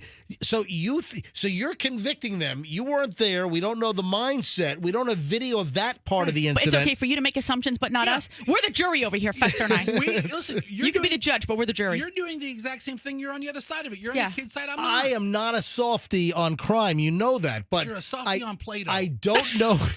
I don't know if we have enough evidence to disprove the fact that they claim that it was just accidental and they're tossing the Play-Doh. Here comes a car. They did not. Okay. I think that it is within the realm of possibility. They did not mean to hit the car with the Play-Doh. Let me tell you what happened. This kid went home. His mom saw his face and said, "What the heck happened to you?" And then he had to go, "Oh, I was tossing some Play-Doh around, and then the guy stomped me on the face." You know, he had to come up with that little scenario instead of the "I threw a hard chunk of Play-Doh at a car, Mom, and the guy like chased me down and stomped me in the face." Right, and then the mom would have been like, "Deserved." We also don't know the condition of the Play-Doh. Now, again, how long does it take for? Not very long. How long does it take for the Play-Doh to get hard? If he's actively playing with the Play-Doh, I know that sounds. I know that. Boner. Stop. Oh no, Michelle, stop. MJ, what? The kid's kind of a jerk. I can't believe we're having a Play-Doh debate here. So your 13-year-old son is playing with Play-Doh. What's the first words out of your mouth? When exposed what to the air. heck is wrong with you? Yeah, what the hell's wrong with you? Come on. With a little smack on the back of the head. Put that crap down. And I couldn't really explain it to him. Serious, you're hurting a kid over this stuff. And he was just punching me and kicking me in my head and stomping on my head. And I told him, was the Play-Doh... I mean, I feel a little dizzy still, and my head hurts. My side of my face hurts. I have a bunch of scratches. Yeah, we see. It hurts a lot. Well, I hope he gets caught for what he did. I hope he gets in trouble and gets the charges he needs to. All right, so there's the kid. Okay, stop. His you know what? Head was stopped. His face was punched. When you think of Play-Doh, yeah. What do you think of when you're like playing around with Play-Doh? What is the first thing that comes to mind? Mr. Bill. Really? Yeah, where you going? Mr. Bill from Saturday Night Live. Like one of those devices, like you get the little kitchen thing, the fuzzy pumper barbershop, the crimpers, the fuzzy pumper barbershop. Yes. Right? You know what age is on that box? What? 3+. And this is not like Legos where they have like elevated experiences with many more pieces where it requires like a 16-year-old. 13 years old is covered by 3+. Listen, I think that's way out of the expected playing with Play-Doh. All right. I'm covered by 3+, technically. Okay, fine, you are. Why don't you go play with your Play-Doh? Listen, MJ, this kid deserves everything he got. He does not get his face punched in and his head stomped by some wacko in a blue Honda. As a grown man, you know some things you just don't do because you don't want to find out what's on the other side. Oh, and bingo. And blindly antagonizing people, not having any idea what their reaction's going to be, and then they're the guy that's wrong? Oh, forget that. You know what? That sounds like a lecture I give somebody every day in my house. Yeah, MJ, seriously, man. And the name is not Chloe or Julian. Listen, the kid's, he's a young man, kind of punky, trying to figure out thinking it's cool to throw things at cars. If somebody threw a rock at your car, Fafo. That's Fafo. That's what Fafo. I know. Fester's all Fafoed up good. All right, listen, I'm moving along. Why don't you Fafo? I'm moving along. All right, folks, I got a warning from the DMV. I got an official enforcement notice via text. I might have to take a couple of moments here and pay this because it has to be done today. Yeah, I got a text that reads, official enforcement notice, Florida DMV. Unpaid tolls must be resolved by April 28th under Florida Statute 316.1001. you face license suspension, fines, vehicle seizure. Oh, my God, Michelle. They could seize our vehicle. Weekend enforcement active. Pay now. And there's a link. I better click on this link and put in all of my personal information. Yes. So I am not subject to official enforcement regarding unpaid tolls and face the wrath of Florida law enforcement and the Florida DMV. I better click on this link right now and pay what I owe. All right, I'm not obviously clicking on the link. Yeah, I got one of these yesterday. It came from area code 325. Where? Oh. Can you look up 32? Where the hell is area? I don't know. I know a lot of area codes, but I don't know where area code 325 is. Oh, area code 325 is serving West Central Texas.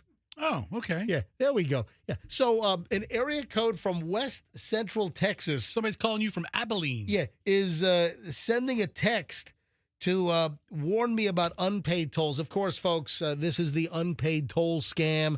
This has been circulating for, over a year and a half. We brought this up multiple times. I'm bringing it up because I got another one over the weekend, so I'm sure a jillion of these things went out over the weekend with a drop-dead date of, right now, of today, April 28th. And you know what? They send out 100,000 of these things or more, and They're towing a car. I'm looking out the window. What? The car's getting towed. He's looking. What? He's like, Oh, no, not ours. I thought maybe someone else's car was getting towed. No, Oh. our car's being seized No, right it's- now. No, it's not. It's going. Look. I wasn't. No. Made you look. The No, I thought the traffic guy hasn't No, made a not- payment in 3 months. Not, Michelle, not our car. I thought maybe somebody else was getting the way towed you out there. positioned, I thought somebody Yeah, was getting towed. I just thought we that- don't even park on this side. I thought that there was just Ruined my joke on him. I thought there was just randomly someone was having their car towed out of the lot. Yeah, don't fall for this stupid scam, folks. But you know what? People do. If they, let's say they send out a couple of 100,000 of it, it's all like bulk generated. It's all computer generated. They send out these texts to thousands and thousands of numbers, just big blocks of numbers, and most people say, "Oh, geez, it's a scam." But you know what? You got a certain number of people that fall for this crap and then turn over private information. And listen, they expose themselves. So again, don't fall for this racket. It's obviously not real, and I think there was a big dump over the weekend. Like this number. What happens if I call? What if I call the number? What if I actually call this? Let me give it a shot. It came as a text, but if I call Toll customer service answers. Maybe that's the processing center for the unpaid tolls for Florida. Okay. Like they've contracted out. Yeah, sure. Right, Fester? I remember I got a red light camera ticket and I had to mail it to Cincinnati or something. See? Yeah. Verizon Wireless. The number you dialed has been changed, disconnected, or is no longer in service. So they're using probably just a spoofed number. It appears it's coming from the number, and it's not even a valid number. All right.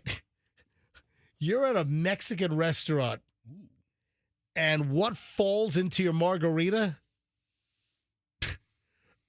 A snake. What?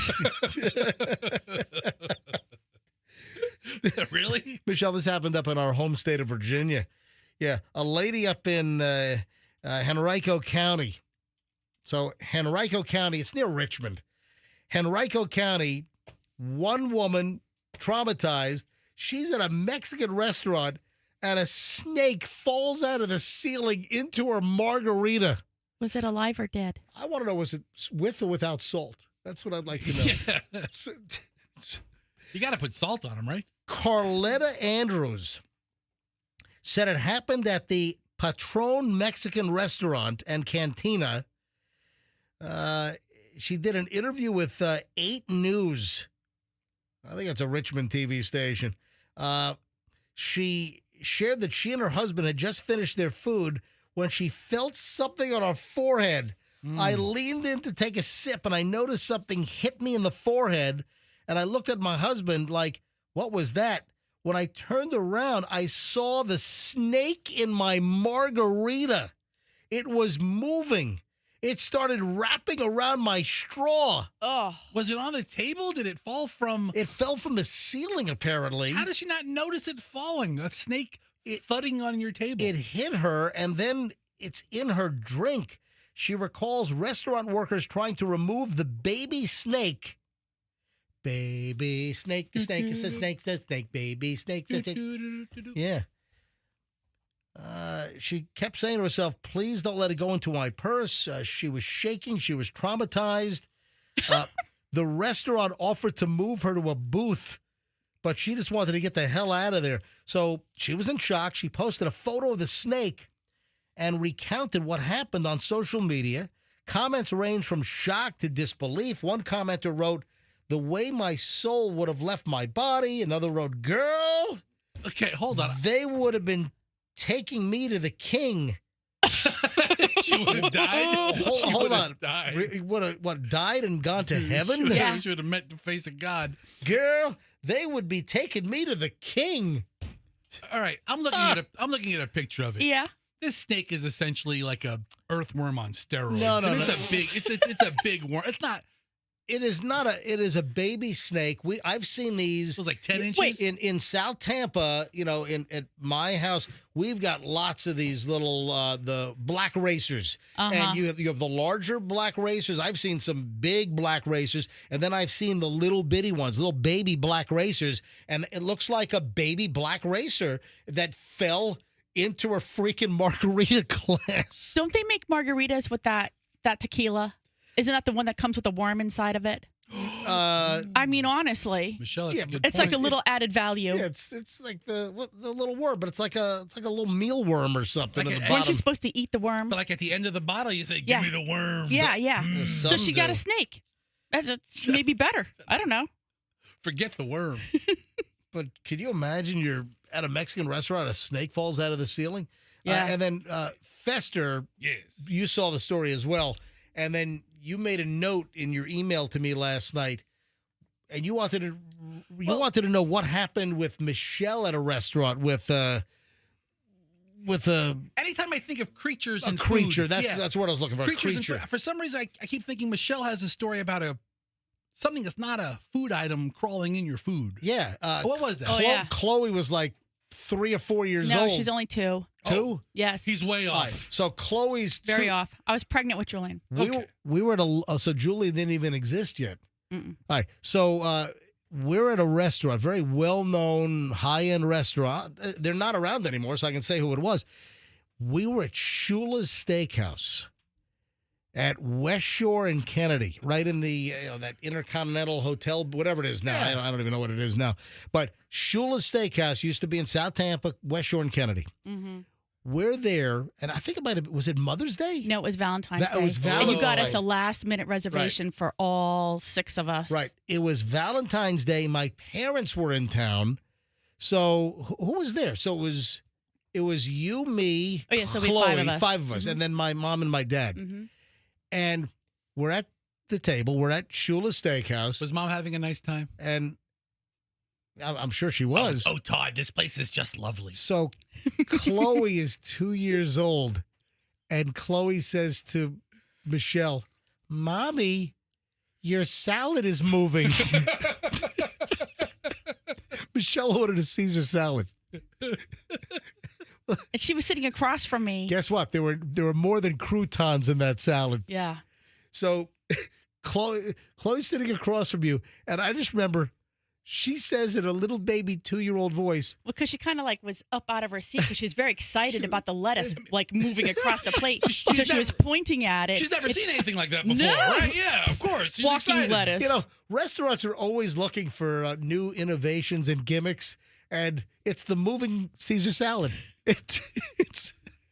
I mean, It wasn't a snake. it was not a It snake. was a roach. Oh, Yeah. I'd almost rather it be a snake. And it wasn't a really big one either. It was- So there were a lot of them Yeah, because it was a tiny one. It was a smaller roach, but the roach was big enough to have a piece of lettuce stuck on its back and was walking the lettuce across the plate. And Chloe wants to know, Mommy, your salad is moving.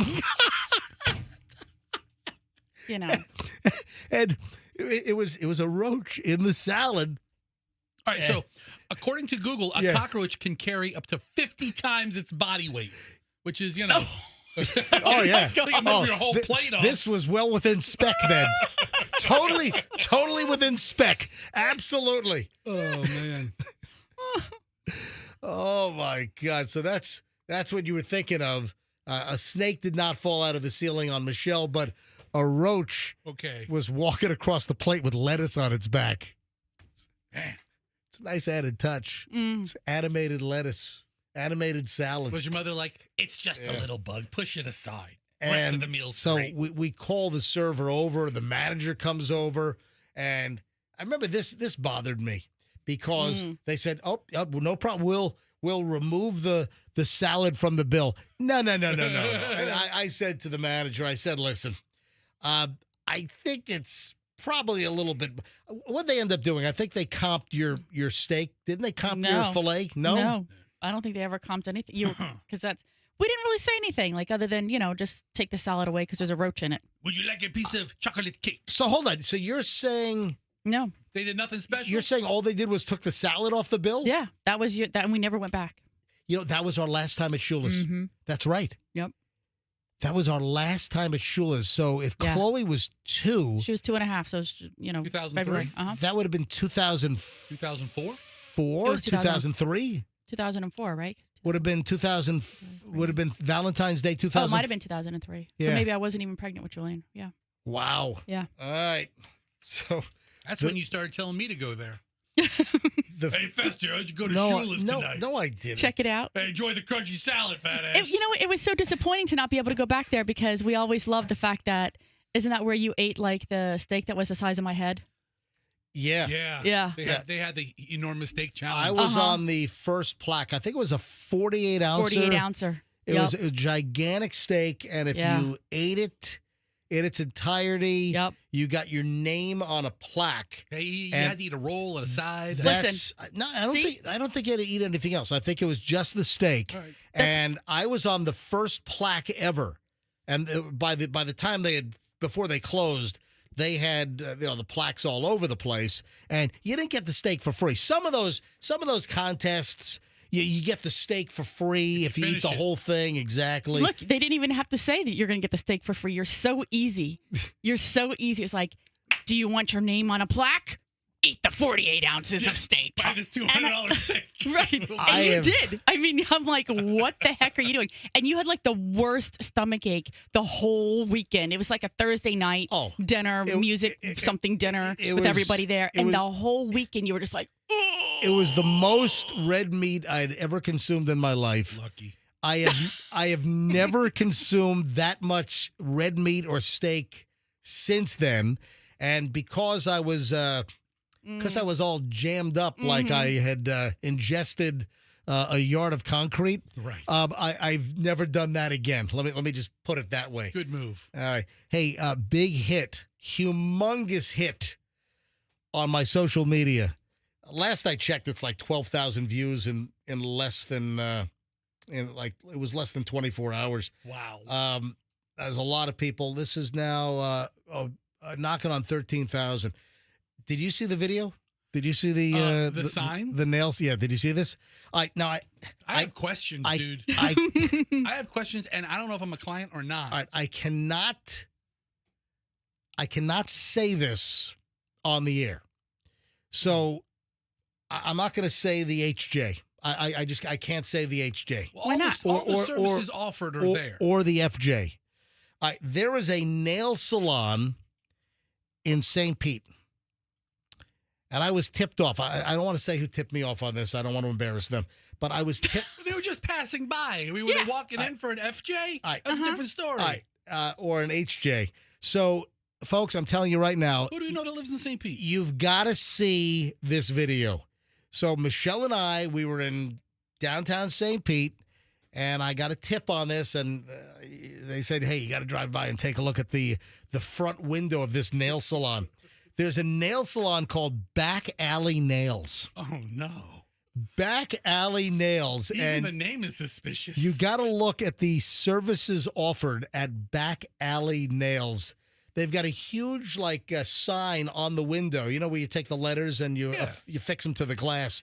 And it has their list of services. And the first service is the initials are HJ. And then the second one is FJ. That's I'm playing the video right now. Folks, go look at the video. It's on my Instagram account. It's Certified MJ Radio. Go to my Instagram, Certified MJ Radio. Is something missing in translation here?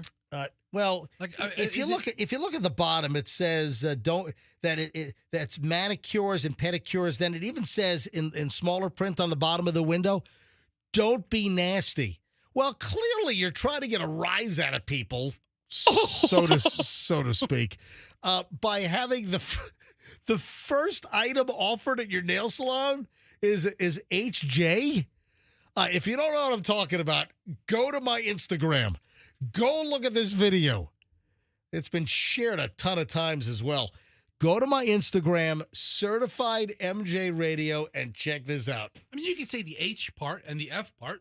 No, don't say no. This is a family show. I don't want to say it. All right. This is the family portion. This is the family portion of the show. Oh, Are you serious? I'm not saying the actual word on the air, folks. If you want to see this content, which I don't deem safe for broadcast at this particular time, go to my Instagram, Certified MJ Radio, and take a look at this very provocative advertising on the front window of this nail salon in St. Petersburg. Go to Certified MJ Radio when you get a chance, and it is the second item. I've got a pinned item.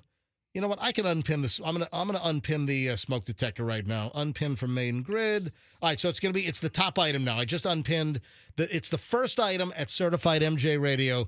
If you want to take a look at this thing.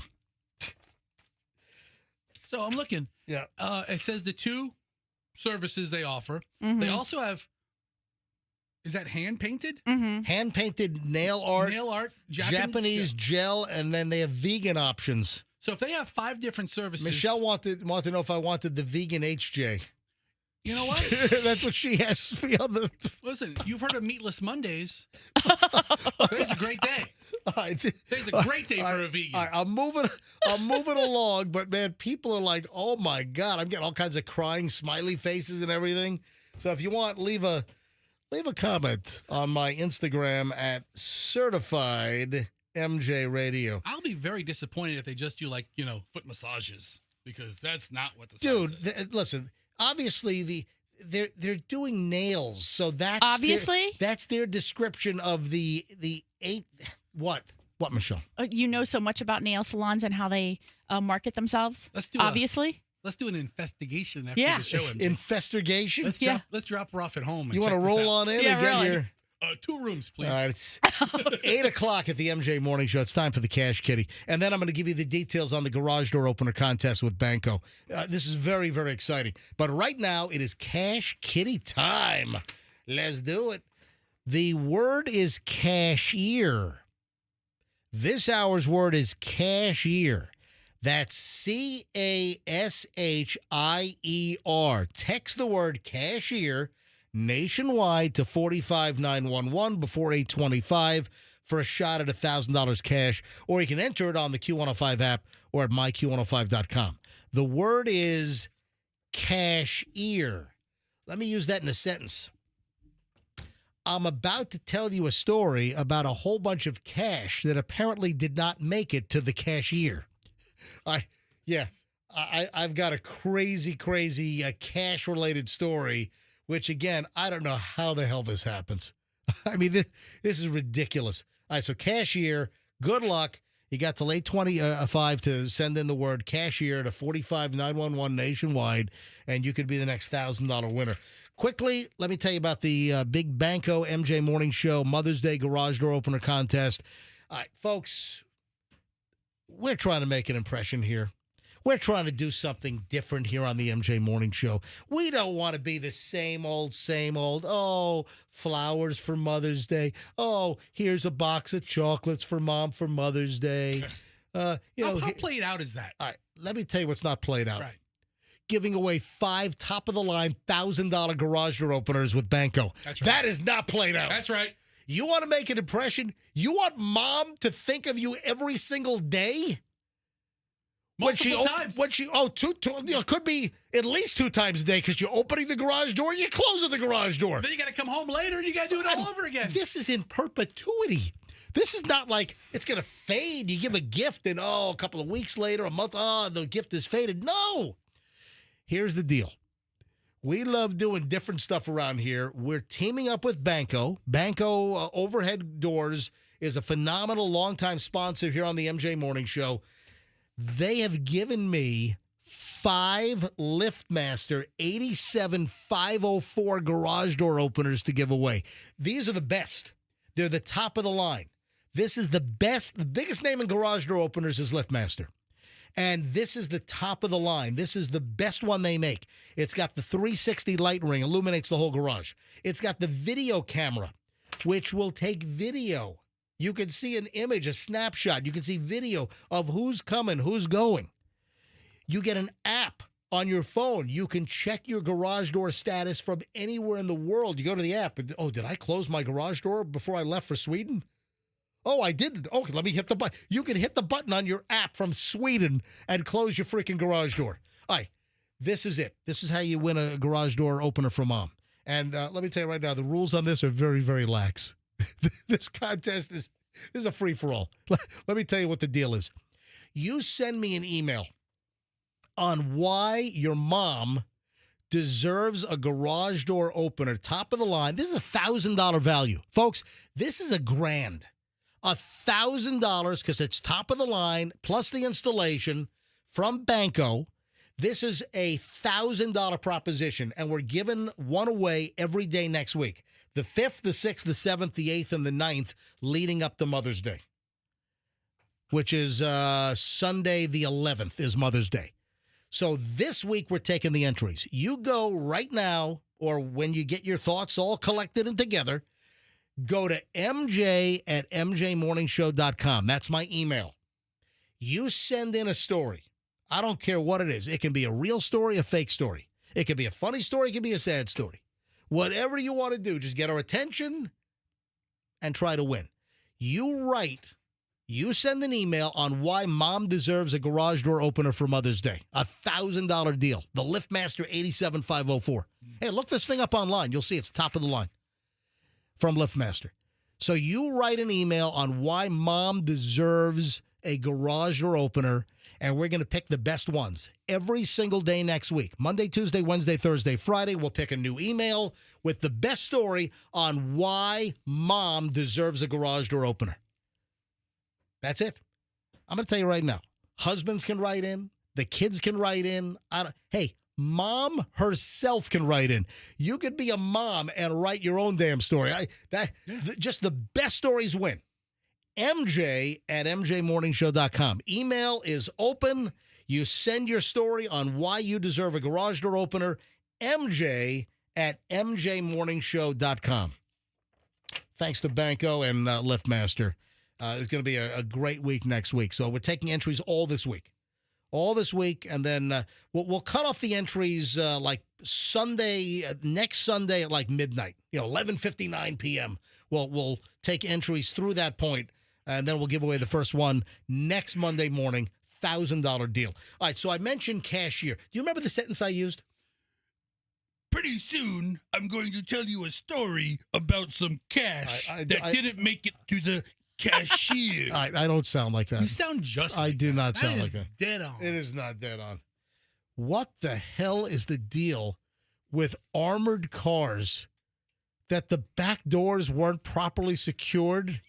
What? I mean, you got one job, really. Really, you've got lock the back door. You've got an armored car that can take a 50 caliber round to the side. But you can't lock the freaking back door? I mean, how many times a year does this happen? Oh, the back door was not secured, and hundreds of thousands of dollars flew out of the back door of an armored car on a highway, and cars were like skidding and... Oh, my God! All the people stopping and go grab all the money like it's a money machine. Oh, where's the latest? Oh, Chicago. Chicago, Illinois, 60609. All right, so here's the deal. This is like a fantasy of mine. This is the dumbest thing in the world. Again, like you said, you have one job. You've got cash inside this huge hunk of rolling metal. It's a vault on wheels, and you don't lock the back freaking doors? You know what? Someone just needs to come up with a system that lets them know when the back doors are ajar, all right, or not properly locked. I mean, the back door on my Cadillac's open a little bit. There's a dinging sound. Ding, ding, ding. What's wrong? The back door's open. This is unbelievable. Bags of cash, $300,000 plus, flew out of the back of a Brinks truck in Chicago. Well, Chicago suburb, Oak Park. Bags full of cash fell off a Brinks security company truck as it drove through Oak Park, Illinois last week, leaving $300,000 on the road, and people grabbed it and walked off with it. $300,000. Were there a lot of people, or did like one family make away with all of it? 3 bags filled with cash. Oh my God. Fell onto Austin Boulevard in Oak Park, according to NBC5 in Chi-Town in Chicago. Brinks claims between 50 and 100 people flocked to grab the money and flee. That's a party. Between 50 and 100 people. Approximately $300,000 was swiped from the bags. I mean, Brinks just has to take the L on this one, right? No arrests have been made. I mean, you know, what is the ruling on this? I mean, if it's, you know, the whole finders, keepers, losers, weepers, you're legally not entitled to the money. If the bags fall out of the truck. It sounds like fair game to me. You know, I'll tell you, though, if you were like a good Samaritan and you decided to like corral the bags and like wrap your arms around the bags to hold them safely until maybe the Brinks truck came back around or the police showed up, you'd be killed. You would be murdered. Yeah. You would be pummeled and beaten to death with I don't know, with bats and rebar. See, the way to play this is you're probably on video. There's probably dozens of videos of this melee. So you're obviously on the video. So you got to, let's say you get like, $15,000. You got to go to the police station and turn in like $500 and say, well, officer, I was there. I was clearly there. Yeah. This is what I picked up. Here it is. I'm turning it in. I'm turning in $500. Meanwhile, they've got 20. Yeah. They got 27,400 still at home. That's the way to play that. I mean, I'm walking out with 2 bags. I'm giving like $86. I'm like, sorry, Brinks. Good luck finding the rest. Hi, just call me Sam. As in Good Sam. Good Sam. I'm Good Sam. I'm just bringing this money back. I just wanted to do the right thing. Meanwhile, they've got $27,000 at home. They're bringing back, what do you say, 500? Well, whatever. But you got to take yourself off the suspect list. Oh, they're going to come back around and say you didn't give us all the money? Speaking of the suspect list, let's come closer to home. Okay. Ladies and gentlemen, the St. Petersburg Clearwater Airport incident from Friday night. And I know somebody that was embroiled in the situation. Festa, do you know what happened at PIE at the St. Pete Clearwater Airport on Friday night? Do you have any idea what happened? I do not. What happened at that airport? I'm going to tell you right now that local authorities are involved. And you know who else is going to be involved in this? The FBI? The FBI. Yes. Absolutely. I knew you were going to play that because of the previous music with that little... I was like, oh, the FBI's coming up. All right, so here's the deal. What happened? My buddy Scuba Rich was on the plane. Or I'm sorry, was at the airport getting ready to get on a plane. So what happened? You don't know what happened? I do now. I read the headline. Yeah, somebody wrote a threatening note on the aircraft. Just before takeoff, a note was found. This happened at the St. Pete Clearwater Airport. Let me get Scuba Rich on the phone. Hang on a minute, because Michelle, you know Rich and Laura, and Rich is a scuba buddy of mine. He puts scuba trips together, these exotics, and I just went to the Philippines with Rich and some other people. Do you call him Scuba Rich the whole time? Oh yeah, he's Scuba Rich. Yep. Let's get Scuba Rich on the phone. Yeah, after a couple of years, you'd figure that'd shorten up to like a Scooby or No, something. no, he's Scuba Rich. Right. So we got to say good morning to Scuba Rich. Good morning. Is this Scuba Rich? It is. All right, man. I can't believe you guys got caught up in this whole PIE airport thing on Friday night. If you don't know what happened, there was a threat which was found on an Allegiant flight which was getting ready to leave St. Pete Clearwater, PIE, going to Cincinnati to CVG, I believe. And here's what happened. According to the Pinellas County Sheriff, Bob Gualtieri, an Allegiant flight had just come in from Cincinnati and was on the runway doing a turnaround to go right back to Cincinnati with passengers from here in Florida. And a flight attendant found a disturbing message in the bathroom on the lavatory door. Now, it was very explicit. Now, have they revealed, I don't know if any new information has come out exactly what the threat was, whether it was a bomb threat or they did say that it might not have been a threat specifically for that plane, but more about a threat to all Allegiant airplanes. And the threat did include the mention of an explosive device, and the threat was against all Allegiant planes, not necessarily this plane that was going from PIE up to Cincinnati. But the flight was evacuated. There were some reports that they were using the evacuation slides. So I don't know if I've gotten 100% confirmation on that, but some of the early reports on Friday night that they might have used the emergency slides to evacuate the plane. But I don't have confirmation on that. But the flight to Cincinnati was evacuated immediately after the flight attendant found the disturbing threat in the bathroom, in the lavatory, told the pilot. The pilot decided, we got to get everyone off the plane. We're not going to take any chance. And then all of the other Allegiant flights that were on the ground at PIA, the whole airport was shut down. All the Allegiant flights, everything. Every single flight at PIE on Friday night was delayed. So Scuba Rich, you're just trying to get to a friend's wedding in South Carolina, right? Yep, up to Greenville. All right, so what happened? You've got a flight from PIE to Greenville, and what happens? As far as I know, absolutely nothing, because they didn't tell us anything. We were sitting there. We got there about 5 o'clock, and we thought we were on time. No indication that there was anything wrong, and I think this whole thing in the Cincinnati flight happened around 4 o'clock or so. Yep. And we got through security, no problems. We're all sitting there, just no concerns whatsoever. And then they started making some announcements that this flight had been delayed, this flight's been delayed, and nobody knew anything. Nothing was informed to us whatsoever. But then there was like an undercurrent of rumors that started like circulating. Yeah, well, I was standing at the urinal, and I heard somebody talking about a bomb threat, and that kind of perked my ears up a little bit. Right. So I started questioning what the hell's going on. And he said, yeah, there's a bomb threat. And I was like, where? And he said, well, actually, it's here.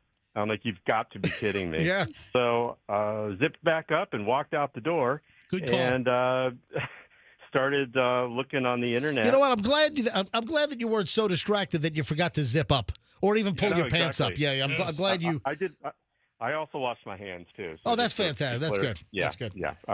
So we went out, and I started talking to Laura, my wife, and letting her know. And we looked online, and there wasn't any information yet because it was only about 5:15 or so, Yep. and nothing had hit the news wire yet.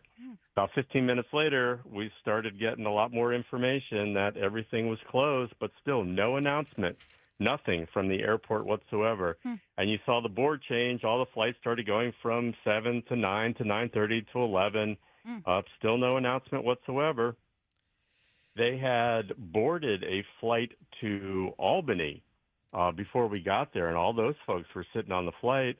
I looked over, and I said to my wife, hey, look, they're starting to disboard everybody off this plane. Yep. And That's not good. Well, I thought that was a plane that had come in, Yeah. and it wasn't. I realized it had been sitting there the whole time. So all those folks came in, and they did make an announcement then when those folks came in, and that's probably about 6:30 or so. Yep. And that was, hey, folks, do not leave this area at all. TSA is closed. You will not be able to re-enter the airport. You will not be able to get back through to TSA.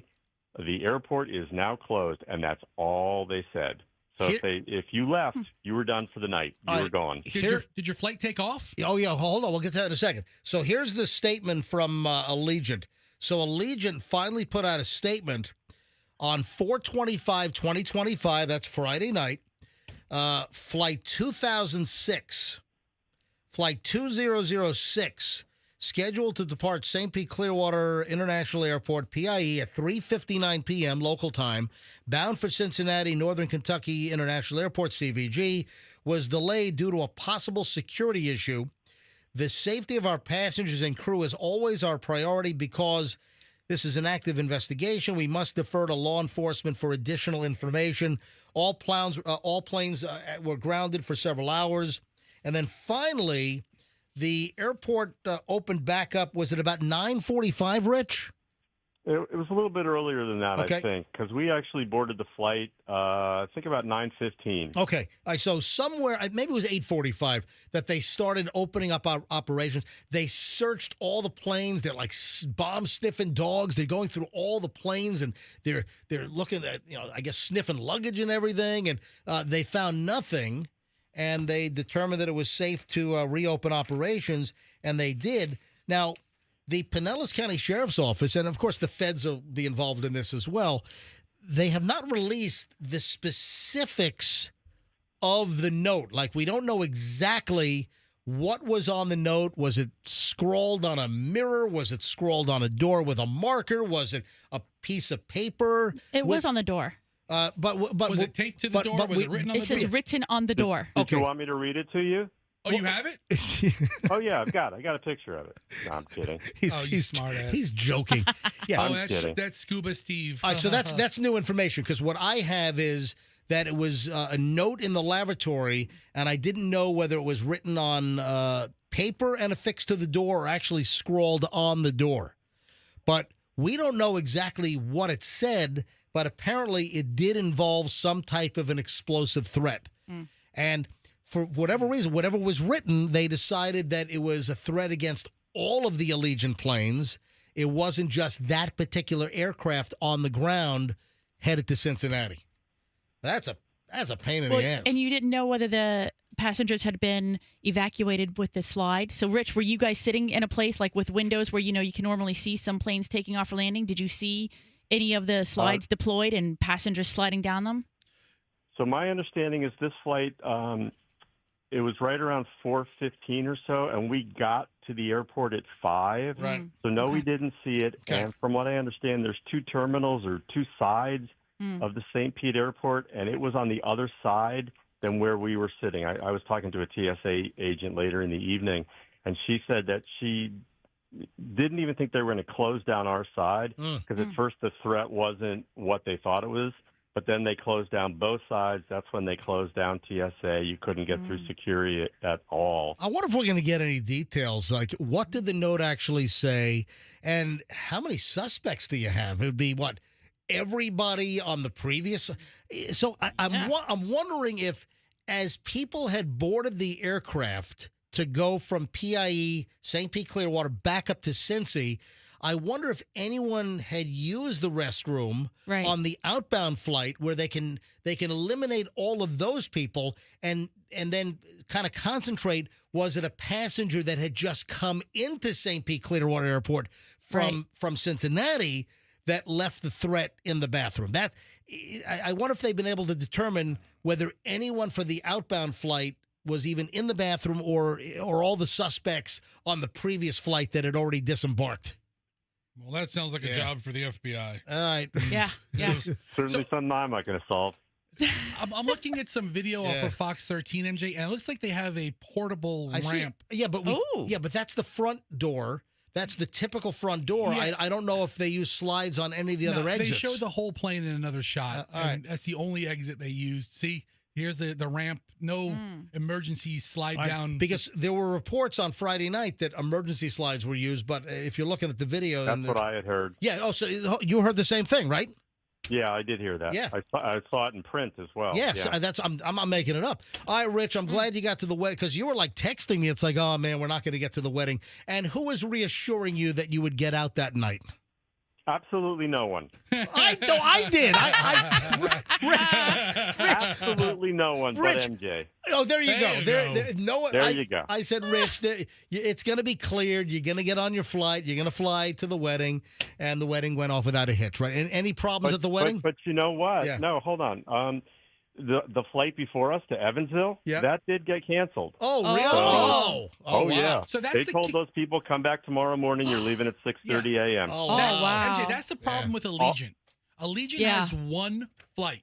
If that flight's canceled, they can't put you on another flight because that's the flight sometimes for days. Yeah, it's not like Tampa to Atlanta on Delta where they got how many damn flights a day? Yeah, 12 flights a day or whatever it is. Yeah. But, here, these people, if their flight got canceled, it would have been the next morning before they can even think about getting to it. Rich, I'm glad you got to the wedding. I'm glad your flight was not canceled, Rich. All those other flights had been diverted to other airports. Our flight had gone to Sarasota. They sat on the ground for an hour before they were released to come back up to St. Pete. Oh, wow. Interesting. All the logistics you don't even think about. The wedding was about. wonderful. Congratulations to Abby and Sam. It was a really nice time, and we had a great time. Scuba Rich, thank you, buddy. I'll talk to you soon. No problem. We'll talk to you. Bye, NJ. You know, I've never been on Allegiant. Really? Michelle, you haven't either. Yes, I have. When were you on Allegiant? You're a liar. Well, I haven't. I have. Okay, well then, you have. I have never been on Allegiant. When were you? Something you want to tell me? Would you do a getaway with a boyfriend? You met me where I went. Where was that? Somewhere in South Carolina, wherever it flies direct out of. Is all direct flights. Yeah, it's all direct flights. Was that the BMW thing? No. In South Carolina? Either South Carolina or North Carolina. Where does it fly from? They fly to Greenville. Somebody else made the arrangements for me. They fly to Greenville, Spartanburg. Hold on. Where the hell were you that we met in? I went to a soccer thing with Chloe, and you met us there, and then your friend picked you up and you flew out of there. But I flew direct from that's right. PIE to wherever the heck that plane took me. You did. So you were. I was with a whole group of people. I wasn't paying attention. You were on the lead. I've never been on Other than the fact that I had to go to this new airport that I'd never even knew about. You know what? We've been to PIE once because remember They are strict, let me tell you. You think Frontier is strict about getting on that plane? Allegiant? No. So yeah. Allegiant generally serves smaller airports. Yeah. I mean, it does bigger cities like Cincinnati and Indianapolis, but I think it was like Greenville or something like that. Is that in North Carolina? I think it's South. Yeah. Greenville, South Carolina. Yeah, so South Carolina. I'm trying to remember. Okay. Yeah, I lost my train of thought. Anyway, I imagine it's a lot like a crappier Spirit. What what line am I taking, Andrew? Andrew wants me to take Tony on line 2. Tony's in Bradenton on line 2. Yes, Tony, you're on the MJ Morning Show. Hey guys, good morning. Hey. I wasn't anywhere near St. Pete Clearwater Airport, but I did see it on that some of the emergency slides were not working. That's why, if you look at the video, if you look it up, you'll see that over the wing part, the slide was coming off. At the back of the plane, you could actually see they brought one of those mobile stairs, and people were walking down the stairs. That's another issue that there's going to be. Hold on. You think that they tried to use the slides and the slides did not deploy? That's exactly what the report said. It's Friday night in the 10 o'clock news. Wow. Wow. Tony, thanks for the call. I appreciate it. Oh, I know what I was going to say. So I've only been to, Michelle, you've been to St. Pete Clearwater Airport because you obviously flew Allegiant to South Carolina. Yeah. But I've only been to the airport once. We've been here for 30 years. We've lived in Tampa Bay since 94, and I've only been to PIE once. Do you remember why? Yeah, we flew in. Yeah, we flew in. We had an offer. This is what? How many years ago? Is this 12 years ago? Many. Maybe 12, 13 years ago. We were out in Vail. We were out skiing with the family, Christmas vacation, and we had United Economy tickets, flying United from Eaglevale to Denver, and then Denver back here to Tampa Bay. The Schnitt family, just regular, economy class travelers. Yep. And a friend of mine, I don't want to mention who it was, a friend of mine said, "Hey, we're out here skiing too. We're flying back. You need a ride?" And they had a private jet, and they had a Gulfstream, and they said, "Hey, we're leaving the same time you're leaving. If you want to ride, let us know." So we did fly on a private jet from Eaglevale, and they landed at PIE, and that's the only time. And by the way, did we get credit for the United tickets, or we just ate those? I think we ate it. I think we just ate it. I don't think we were able to get a refund on those, but we did get a private jet flight home, which was great.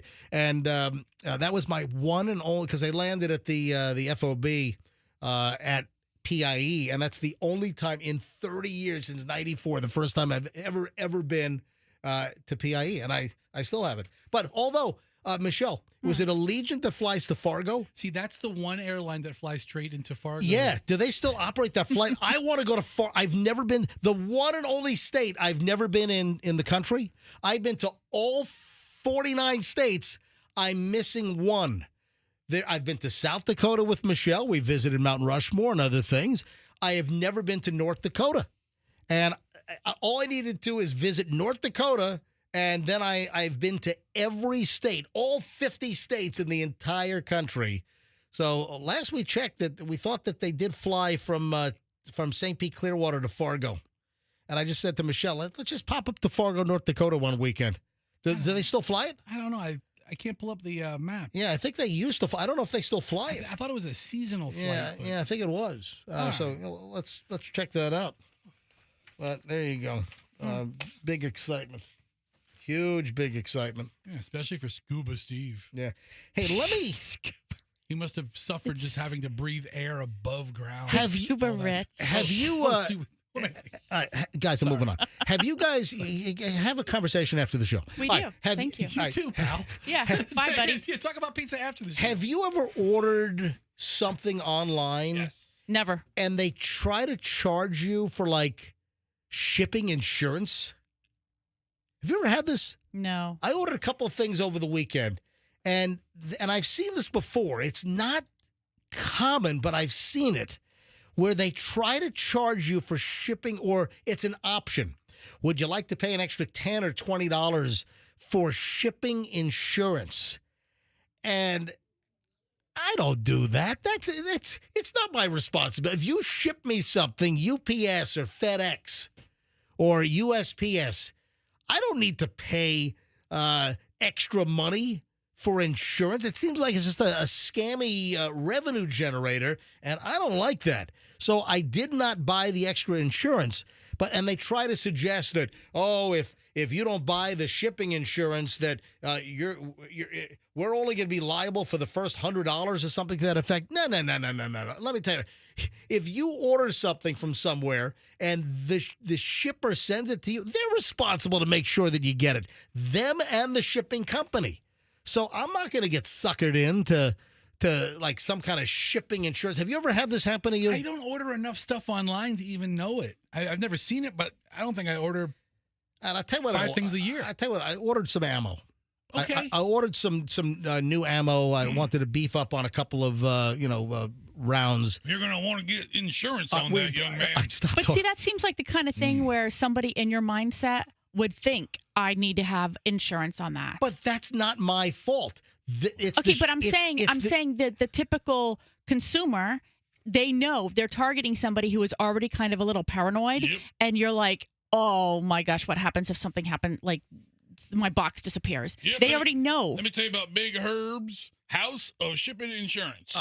Listen, the seller, the company you're buying from, the seller, not the buyer, is responsible for a lost package on top of the shipping company. But some companies are trying to get the consumer to just pay an additional fee for so-called shipping insurance, which don't fall for that rack. Listen, I want to take a call or two on this. Okay. Festus, stop talking like Big Cliff from Big Cliff's Ammo Barn. All right? Wait. I have nothing to do with the ammo business. I am in the shipping insurance business. Can I just ask you? Yes. What are these double bunny ears that you're doing? Who's doing that? You did. I did little You quotes. did like this. Yeah. I did quotes. No, That's his air quotes. No. What you did is double bunny ears. That's air quotes. Right. Hang on. Do you have Michelle's camera on, Andrew? Andrew, is Michelle's camera on? Yeah. Look. All right. Go ahead. When you go like this, yes, that's bunny ears. Okay, bunny ears. But when you're like your fingers need to be so I didn't have my fingers close enough together for quotes? You look ridiculous. All right, whatever. You look ridiculous. Right, you know what? I want to grab a couple of calls on this. Has anyone listening had a package lost when you were offered shipping insurance and then the company tried to say, well, you didn't buy the insurance? Or if anyone has any insight on this, does anyone have any thoughts? Anyone have any experience? Do we have anyone listening that's a company that ships stuff out across the country and you guys offer the shipping insurance? Man, I'm telling you, it's a racket. If you don't get the damn package, that's their problem. And guess what? I put it on a credit card, so I dispute the charge. Hey, American Express. Hey, Visa, whatever. I never got the package. And guess what? All of the shipping information is going to show that there's no proof of delivery if you didn't get the damn thing. So I'm not getting sucked into an additional $10 or $20. Seems like just a pure profit revenue generator. All right, anyone have any thoughts on this? 800-990-1047. 800-990-1047. If you have any experience with shipping insurance. All right, let me grab Jeff in Tampa. Oh, we've got a Fargo call. Tell Fargo to hold on. Let me deal with the shipping first. And if anyone has any thoughts on this, anyone has any experience with so-called shipping insurance that some companies tried to add to your order, or do you have to opt in? Love to hear from you. 800-990-1047. Jeff is in Tampa. Hey, Jeff, you're on the MJ Morning Show. Hi. Hey, good morning, MJ. Yes. So basically, I do a lot of shipping. And, anything that gets shipped out by UPS, if it's over $100, that's really all UPS is going to cover if it's damaged or whatever. So normally, they charge $1 for every it's $1 up to $1,000 and then $1 after that. We just add it into the shipping. So the customer doesn't even know. Because, if it gets lost or it gets damaged, you can put a claim in, but UPS is only going to pay you $100. Not your fault. All right, so Big Sid's Ammo Company in Little Rock, Arkansas, is shipping me some rounds, right? And I did not opt into their additional $21 for shipping insurance, and the shipment is lost. I'm not responsible for that. Well, no, you're not responsible, but the ammo company will probably replace it for you. Yeah, but the point is they're trying on the website, and I've seen this on numerous sites, they're trying to insinuate that if the customer does not buy the shipping insurance, they're responsible and that they're only covered for $100 if it's lost. And that's not true. That is true. If it gets lost and the ammo company puts a claim in, that's all the ammo company's going to get. They're going to get $100. Yeah, that's them, but I'm not responsible. I'm not going to eat. I'm not going to eat. But I'm not going to eat the lost shipment if I never got it.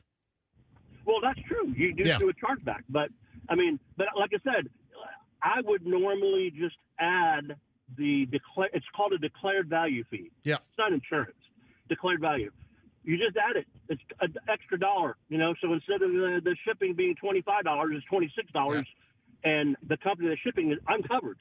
I had a shipment that I sent out to a tattoo parlor that sells supplies. It was $3,600. It had tattoo ink in it.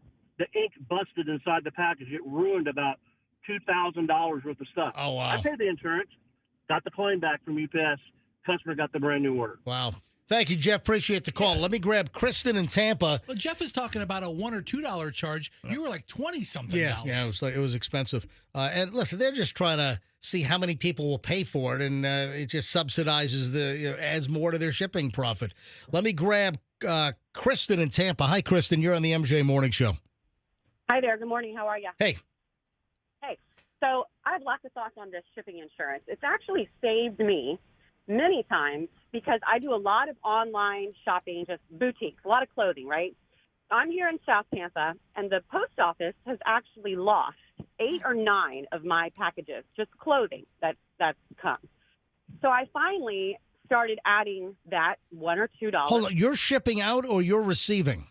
Receiving. Yeah, but you just go to your credit card company, you say, I never got this, you dispute the charge, they reverse it. You know, what's ironic is that I'm sitting here listening to you say that, and that never even occurred to me to do that. And I have fought and fought and fought with these companies and with the post office. So now I do. I spend that extra $1 or $2. You don't need to do it. You don't need to spend the extra money on insurance to cover the shipment. You just make sure it's on a card, a credit card that has great member benefits and support. Like I know American Express. If I have a problem, 99.9% of the time, American Express is going to side with me if it's legitimate after the investigation. And if I don't receive my ammo, then American Express is going to take it off my bill. There's no doubt about it. Don't pay the extra money. What? You know, it's like, what a hassle. But 8 or 9 times in, when you're losing packages over and over and over, it's such a hassle to have to sit there and dispute it. Well, first of all, UPS and FedEx are a lot more reliable than the U.S. Postal Service these days. I finally just I try to avoid anything from USPS these days because I've just had too much crap that has just gone missing and lost. It's unbelievable. You know, and they don't care. They don't care. I had a scuba part. I had a scuba part that was sent from Pennsylvania. It never even showed up. People know the story with my taxes last year. They lost 2 priority mail envelopes were lost, and that was in the wall at Tampa, Maine that I dropped those priorities in. Kristen, thanks for the call. Mike is in St. Pete. Mike, you're on the MJ Morning Show. Hi. Mike, turn your radio down, buddy. Gotcha, buddy. I apologize. Good morning, everyone. Yeah, no problem. Go ahead, Mike. Yeah, so mine's, I've had that luck on both ends. First of all, my income tax never made it there last year neither. Yep. Sent out from St. Petersburg. And so, MJ, I feel you. Secondly, the ordering has gotten like that. And I was wondering, why don't they just put that into their pricing? Because I understand that once they declare a certain value when you're ordering something that's expensive and they raise up the value for it, then that should already be in their pricing or in their shipping where it's not, where they're covered on their end. That aspect I understand. But you're right. I just ordered some speakers and they were, I think, $600 each. Yep. And alternator that was almost $1,000, and they asked me like, do you want to pay an additional, $10 for speakers and $15 for the alternator? I'm like, no. I mean, it's coming from a reputable company. They come packed up amazingly well. Not to mention, it's only coming like 5 miles. So why do I have to pay? Why? If it's only coming 5 miles, why don't you just pick the damn thing up? Yeah, you sound like the lazy That's one why. here. Listen, because because of COVID, it is a local company that I support, an audio company. Yeah, save the shipping. Go pick it up. To them. I said, listen, you guys ship FedEx. It goes to Tampa before it comes to St. Pete, and you guys are in Pinellas Park. It doesn't make any sense. Hold on. They would not let you go to Pinellas Park to pick up your speakers? Correct. That is correct. Oh, well, that's because they don't stupid. Have any issues. That's dumb. Before COVID, they used to have a showroom and everything. Before COVID, it was. But awesome. still, if you're local, you should be able to drive over there and pick them up instead of shipping them. Mike, thanks for the call. All right, one more on this. Jackie in Wesley Chapel. Jackie, you're on the MJ Morning Show. Hi. Hi. I have a comment regarding shipping with the post office. Yep. Okay. Every time I go to ship and I do 2-day and I pay extra. Let me ask you a question. You ever ship your pants? It doesn't get there for a week. Yeah. Oh, the post office has become terrible. I'm sorry. I try to avoid the U.S. Postal Service at any cost these days. And they're raising their rates, but UPS and everybody else is more expensive. So Jackie, you didn't answer my question. You ever ship your pants? Yeah. I'm sorry? You ever ship your pants? No. Okay. You ever ship your bed? You ever ship pants? Pants? Yeah. No. You've never shipped pants? No. Ever have any pants shipped to you? I've had yeah. Just checking. And then Fessa's a good question. You ever ship your bed? No. Okay. All right. Well, Jackie, thanks for calling in. I appreciate it. Thank you. All right. Bye. We're having fun with that old Kmart commercial. Remember that? The best.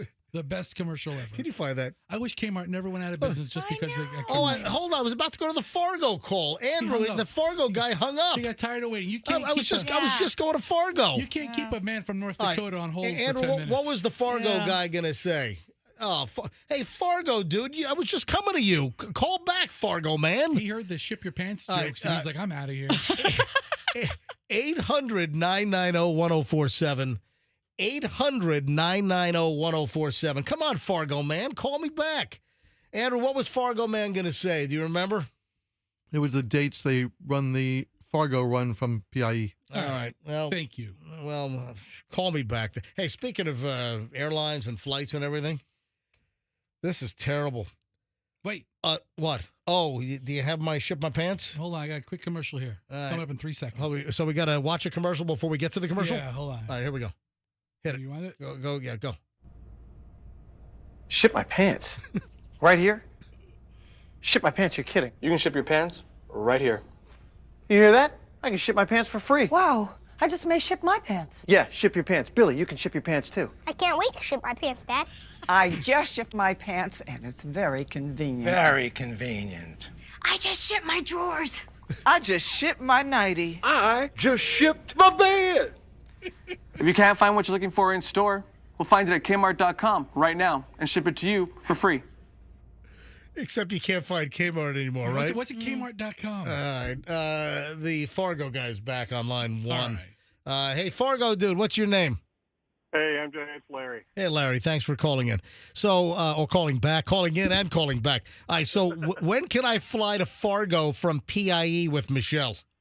So it looks like the way they have it is like you guys said, seasonal. So it's November it starts, and then like the end of April is the last flight out of there. Oh, so it's in the winter frozen tundra months? I can't go to Fargo in the summertime?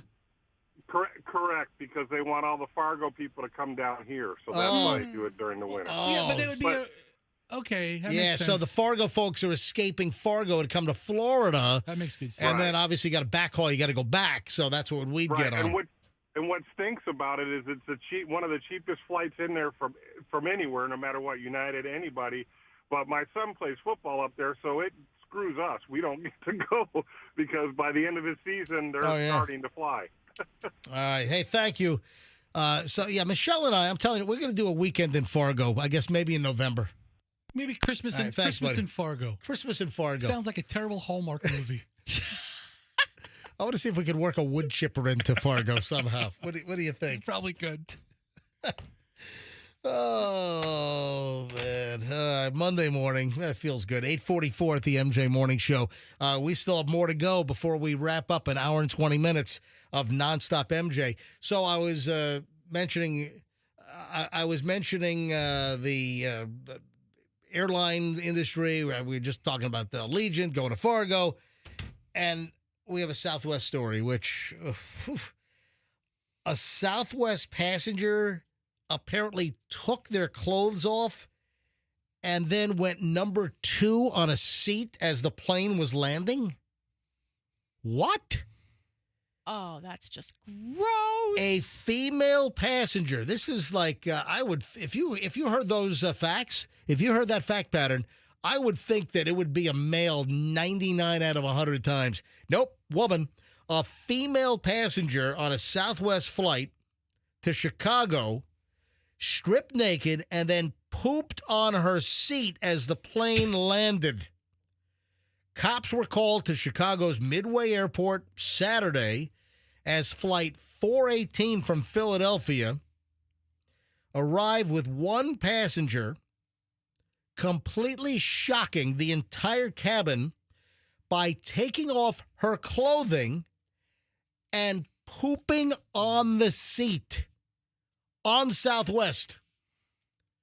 All right, folks, the slogan is you're now free to move about the country. You're not free to bowel move about the country. Okay? You need little chimes. I got You got them? hang on a second. Let me find the chime. I got the chime here somewhere. Hang on. Trying to find the chime. Here we go. And you're now free to bowel move about the country. Oh, thank goodness. Oh, what the? Can you imagine? No. Our teams are reaching out to those on board to apologize for the situation and any delays to their travel plans, according to Southwest in a statement. Nothing is more important to Southwest than the safety of our customers and employees, and we appreciate the professionalism of our flight crew.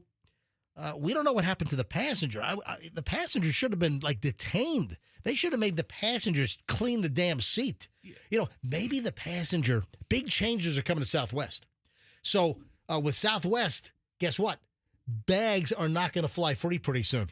Mm-hmm. Southwest is taking away the open boarding. They're going to go to assigned seats and probably try to, eke money out of you to select certain seats on the plane.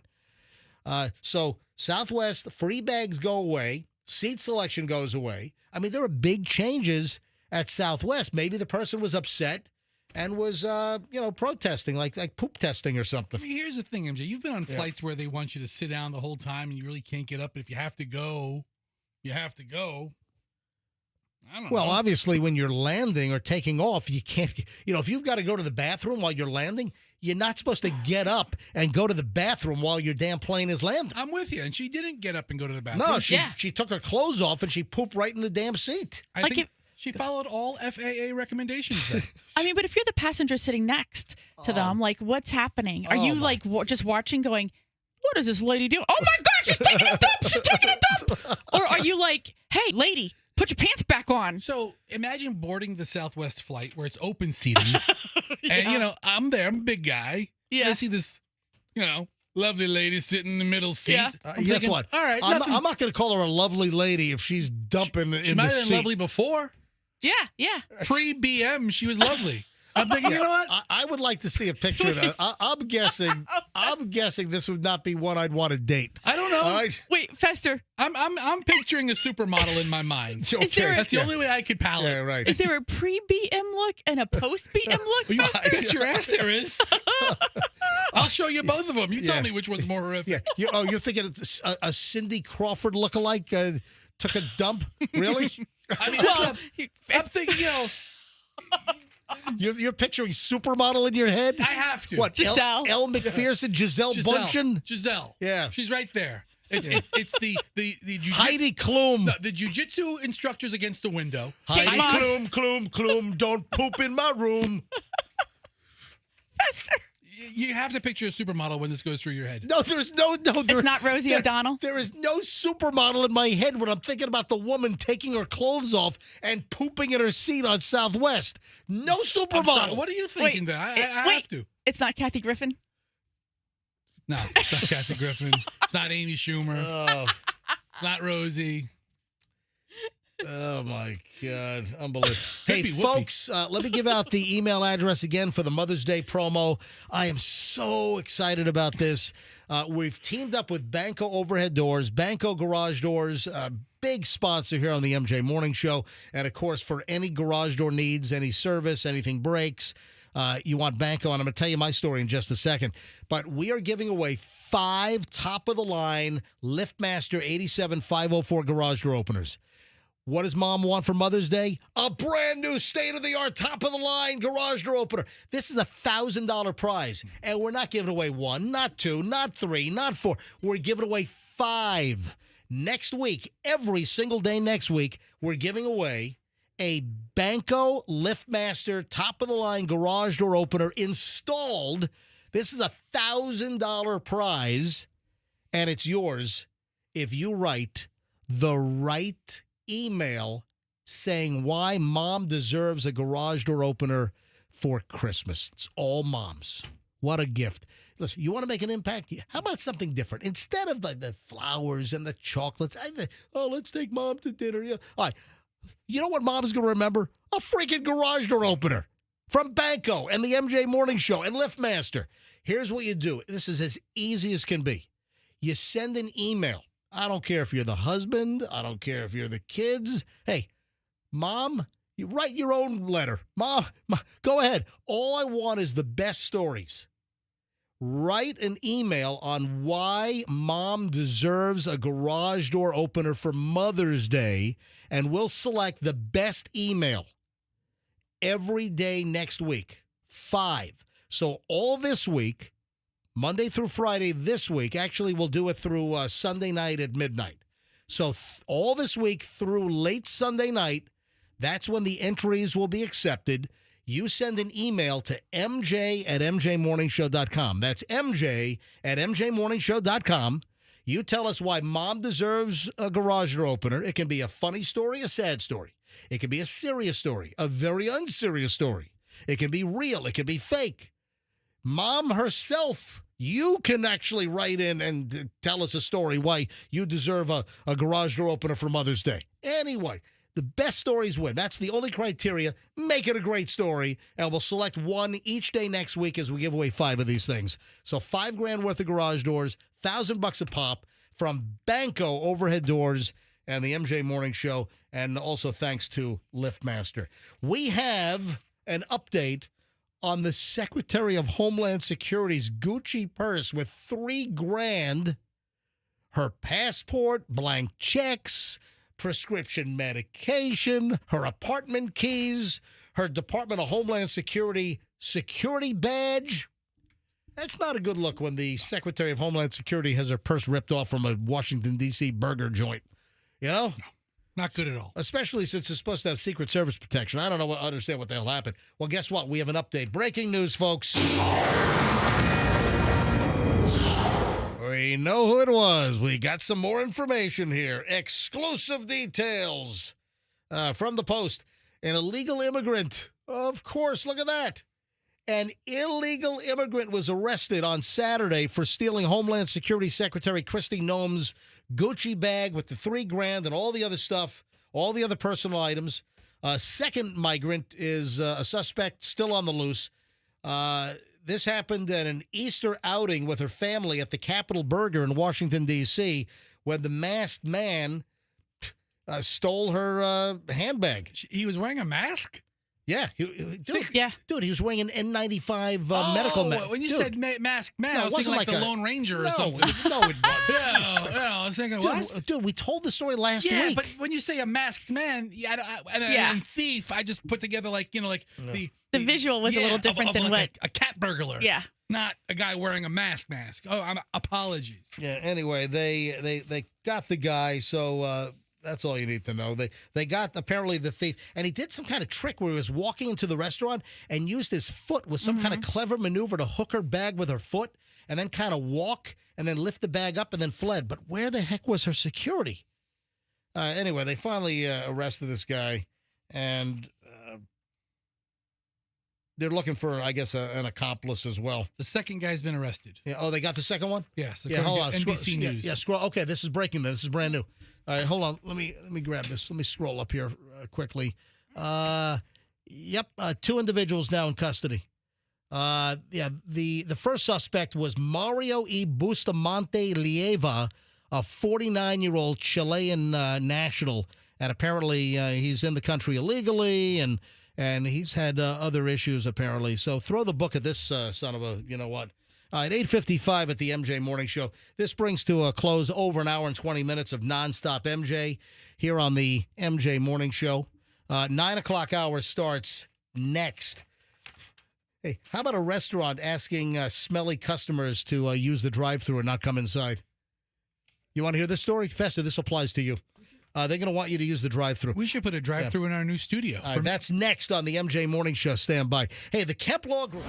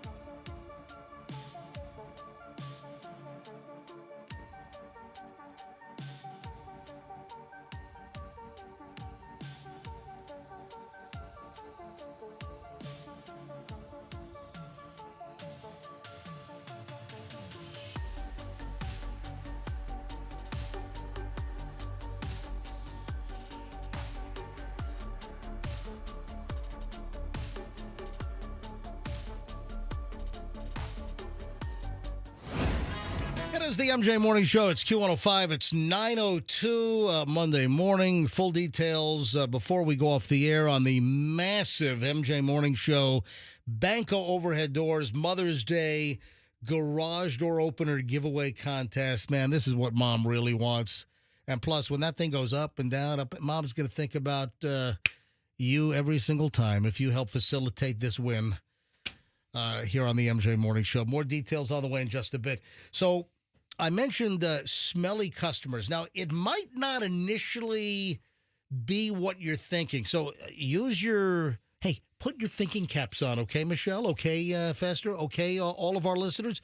Put your thinking caps on. It's like my kindergarten teacher. Remember, put your thinking caps on. So when I tell you that smelly customers are asked to stay out of the store and use the drive-through, what are you thinking?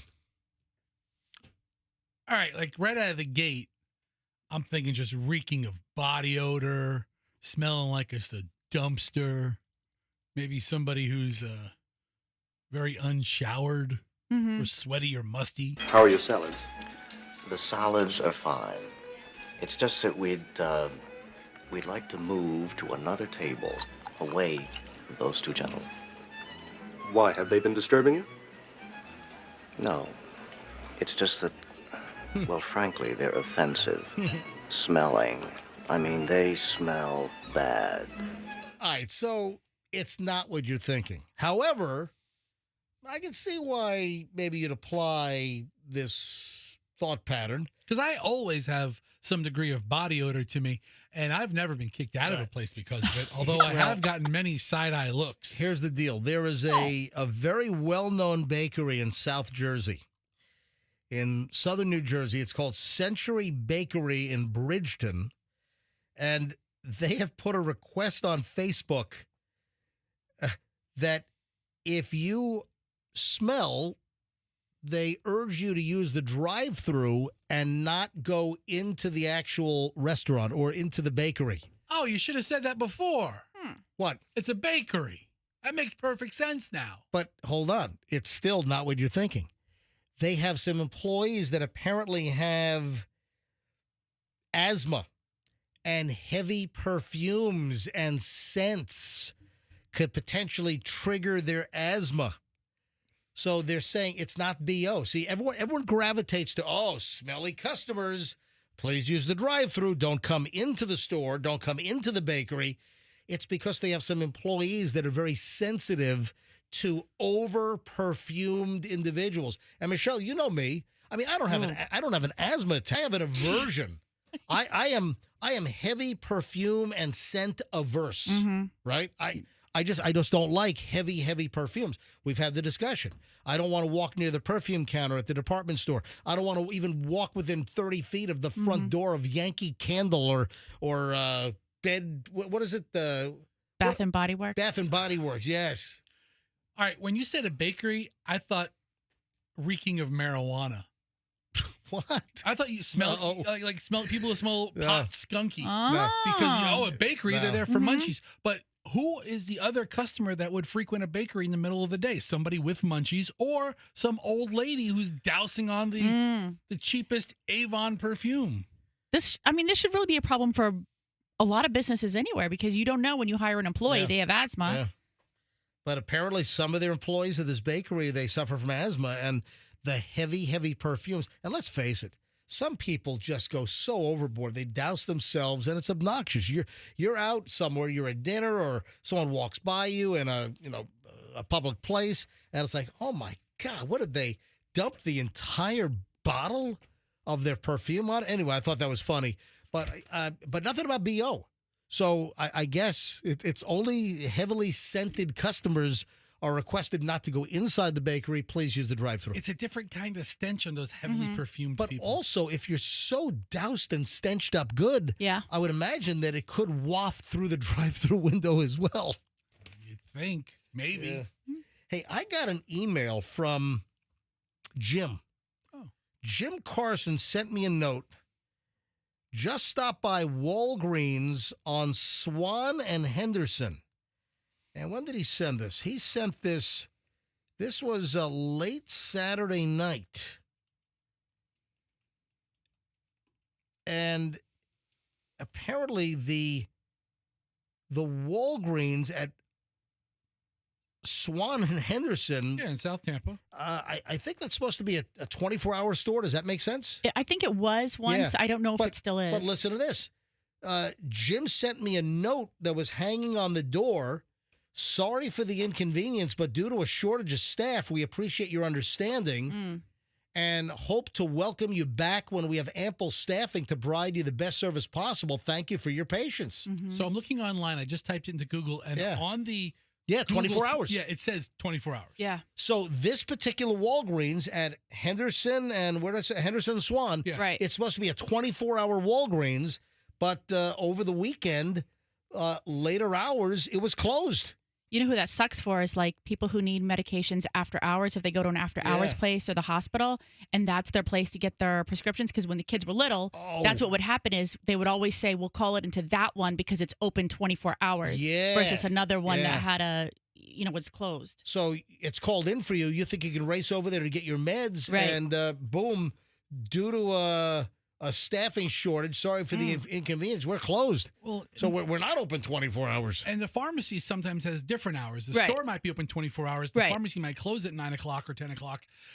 The problem is, MJ, think about it. If you've ever gone to these stores at 2 a.m., and I once in a blue moon find myself at some crazy off hour in a 24-hour store, they only have like 2 employees. So if one person calls in sick, the other person is not going to run it by themselves. I've walked into a Walgreens or a CVS various times of the day, and there is nobody at the front counter. I can't find anyone. I mean, it's like, hello, anyone here? Well, I mean, I imagine they have some pretty severe staffing issues. I mean, across the company. Apparently, this is ongoing because if you look at the Google reviews, somebody posted a similar thing 3 weeks ago. Only the sign indicated they would be reopening on in October, which was after the hurricanes. Andrew, what happened to you in Carrollwood? I walked into the Walgreens at Dale Mabry and Fletcher in Carrollwood, and the pharmacy was closed 2 hours earlier than it normally would have been. Because of staffing issues. And then you needed your medication, and you went into convulsions and anaphylactic shock on the floor. And They dragged me out the front door and just left me there. Yeah. You all foaming at the mouth and everything. Well, luckily you survived. That's when he went to get his ED medicine. This is sick. This is man accused of. Oh God, this is awful. I wonder if any realtors are listening and you've been warned about this. Channel 8 had a story that man is accused of inappropriately touching Tampa Bay realtors' feet during showings. Oh, my gosh. That is just funky foul. Yup. Yeah, some Tampa Bay real estate agents have had a disturbing experience. They said a man is showing up at open houses pretending to be a buyer, then finding an excuse to touch or caress their feet. Because that's very common when you're going to an open house or a showing. Angela Julian said she had no idea what started as a typical open house would end up with her being violated. Now she and others are coming forward hoping it leads to some action. Multiple women realtors have been experiencing and have had these encounters with the same man. At least 12 of us that we know of, spanning as far back as July of last year and as recently as just April 12th. Yeah, this real estate agent, Angela Julian, said her experience at an open house last summer still unsettles her, and now she knows that she's not alone. He looked around the house, asked some questions, asked me to show him the backyard, so I showed him the backyard. Then he proceeded to tell me that I had an ant on my foot. What? And I started hopping around, trying to figure out where it was. That's like the spider in the elevator thing you always do to me. Yeah. Well, we're doing it a joke, right? But was that Jay-Z and Beyonce? Yeah, it was a Saturday Night Live skit where they took that video, but instead of Beyonce's sister, what is her name, Solange or whatever, going off on Jay-Z for something real, they start screaming, "There's a spider on you!" and slapping him. Exactly. And so, the kids and I like to do that to you. Some victims claim the man used excuses like bugs or ants to get close and touch their feet. Oh my God.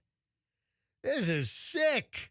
I didn't see an ant, but he kept telling me that it went behind my shoe. And so he started to unbuckle my shoe and caress my foot. One woman commented on a post saying that happened to me in February at my friend's open house when I had a listing. There is a safety alert for the sicko foot toucher trying to touch real estate agents' feet across the Tampa Bay area. You know what? Any real estate agents listening? Have you been warned? Has it happened to you? Do you know somebody that this has happened to? If any real estate agent is listening right now, or if you're the sicko foot toucher, call us. 800-990-1047. 800-990-1047. You know what? I want to mention this again tomorrow. So I want to do this story, Michelle. Where would Fester go? It might be a crisis. I don't know. Fester just walked out of the studio. Yeah, but he's got a crisis. Hold on. What are you doing? I just called Angela. She's on hold. You got Angela? Yeah. Angela, the agent? Yeah. Hello, is this Angela Julian? This is she, yes. Angela, it's MJ and Fester and Michelle. It's the MJ Morning Show on Q105. I don't know if you've ever heard of us. Oh, very much. Hi, MJ. Well, thank you. That's very positive that you've heard of the show. We're just telling the story about this sicko that touched your feet. Yeah, actually, I'm not alone. There's at least 12 of us that we know of. That's circulating around, and the more it circulates, the more and more women are coming forward saying that the exact same interaction and encounter with the same man has happened to them on multiple occasions. Angela, is there any picture of this guy? Is there any surveillance video or a Ring doorbell camera at any of the homes that might have captured an image of this sicko? Yes, there is. And I was quite shocked when either of the news stations wouldn't display the image. And they said that legal department, advised them not to because he hasn't technically been charged by the police. Yes, yeah. Correct. But the police have the video, right? I believe that the other women who have the Ring video and the footage and the photos have turned that over to them, but I'm not 100% certain. So, Angela, where's this happen? Is it city of Tampa? Is it Hillsborough County? Is it another city or county? Where did it happen to you? I was in Pinellas Park. Okay.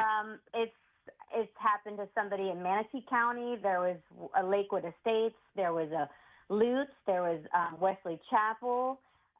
Tampa. He's supposedly in Clearwater. Oh, he's all over the place. So the descriptions all match? Yes. Yep. We've all been, and we have a copy of his expired passport or whoever it is. And there's another person who has actually put out on her TikTok with all of the video or with the pictures and snapshot of the passport and everything. Can you describe the guy? Now, obviously we don't have the picture, but can you describe the guy, like age and ethnicity? What does he look like? Anything distinguishing? What do you remember about this guy? He is Hispanic. He's probably around 5'3", maybe 5'4". I wouldn't say, I mean, just like medium build. Sometimes he wears dark sunglasses, dark eyes, dark hair. He'll grab, or he'll have either like a notepad or an iPad in his hand. He acts like he's taking notes.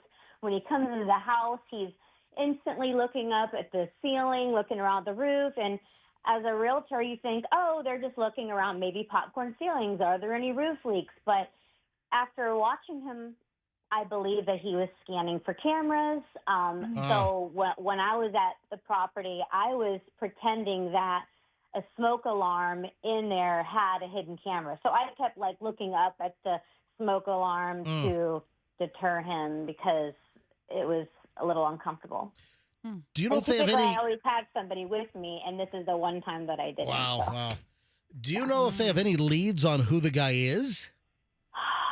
I mean, we have a name. We have multiple different phone numbers, supposedly. Do you know if he's giving you real names and a real phone number, or is he just giving bogus information? We think it's real names. You know, he's got, I think, 4 names because, you know, sometimes Hispanics have, you know, several different names, right? Like 3 or 4. And so it's like Ricardo and Cesar Hernandez, or something like that. Yeah, by the way, Clearwater police also confirmed an incident in Clearwater that matches this exact same description and this guy's MO. So he's making his way all over the Tampa Bay area. He is. Yeah. And I can't believe that it's still going on because my particular situation happened in July of last year. Yep. And another agent said hers was in August and September. Another one, a couple of them said, as one was in March 29th and the other one was April 12th. Yeah. So he hasn't stopped. And we're just trying to get a bolo out to let everybody know, you know, if anybody that this description comes in, be prepared. I mean, Yep. Hey, Angela, can you tell us about your feet? No, I'm kidding. I'm joking. I mean, on a scale of 1 to 10, I'm joking. You know, I expect nothing less from you, MJ. Absolutely not. I grew up on you, and you were with other radio stations. I mean, you raised me, so I expect nothing from you. Angela. So he gets a pass. Angela, hold on. Seriously, I'm looking at your Facebook page, and you look like you have beautiful feet. Fester. Well, she's beautiful all the way around, Absolutely. but you know. So. You know what? I mean, I don't know what this guy, if he's using this for like personal gain or if I'm on OnlyFeet somewhere, but I would really like that money. I would hope that he would pass it along. I want to have my money if you're going to be selling my pics. Yeah, listen, I hope this guy is caught because it's certainly a creepy situation. And you don't want, whatever this weird little fetish or whatever his thrill is, you don't want it to escalate and potentially get dangerous, you know. Today he's petting our feet. The next day we're being chopped up. And I don't know. That's a big stretch, but okay. Hey, dude, you never know. Hey, Angela, thanks for coming on. And you know, I think we're going to probably mention this again earlier in the show tomorrow. So I might replay some of your phone call, okay? Okay, no worries. All right. Thank you. Angela, thank you so much, and thank you for being a longtime MJ Morning Show listener. And you know we're on 104.7 FM now, right? I do, yep. All right, awesome. Thank you, Angela. Thank you. Have a good day. Bye. You too. There we go. Yeah, hang on a minute. Andy's in Largo on line 4. Hi, Andy. You're on the MJ Morning Show. Welcome. Yeah, you said that he was touching the woman's feet inappropriate. I'm just wondering, I don't want to get in any trouble. Is there an appropriate way to touch a woman's feet during a real estate transaction? I mean, I don't think that touching the realtor's foot really fits into any portion of the open house. Unless consent is explicitly granted. You know, yes, you can touch my feet any way you like. Then there's okay. Yeah, that's a very, very fair question. Thank you, pal. But that's weird. That's just creepy. Yeah. And, you know, You had the hair salon wacko. Remember the dude that was going to hair salons all over South Tampa and up toward Carrollwood? Yeah. Remember that creeper guy? Absolutely. Yeah, listen, you got creepers everywhere, and, people are into different stuff, different fetishes, different crap. Just, crazy stuff. Yeah, I want to bring that back up again tomorrow, maybe a little earlier, maybe 7 o'clock hour, and maybe get some, I wonder how many real estate agents are out there that had this happen, and they're not aware that this is a thing. So, yeah, let's bring this back up again on tomorrow's show. 9:21 at the MJ Morning Show. We have the latest Rock and Roll Hall of Fame 2025 inductees. We got a snub. We got a big snub. And then there's also an inductee, and you're like, how the hell was this guy not inducted like 30 years ago? Holy crap. All right, when did they start inducting? What year? I think it's like 20. Why don't you stop guessing and look it up? Like you have to like a big act for like 25 or 30 I'm years. talking about when did they? What was the first class? What year did they do the first inductees for the first time ever into the Rock and Roll Hall of Fame? All right, we got that list coming up in just a second. Oh, an update on the best charter captain ever. We have an update on Captain Brock Horner. What's he doing? The best charter captain ever. We have an update on him. And we got a lot of stuff, man. The final chunk, and it's no slouch, is next on the MJ Morning Show. Don't move here on Q105 104.7 FM.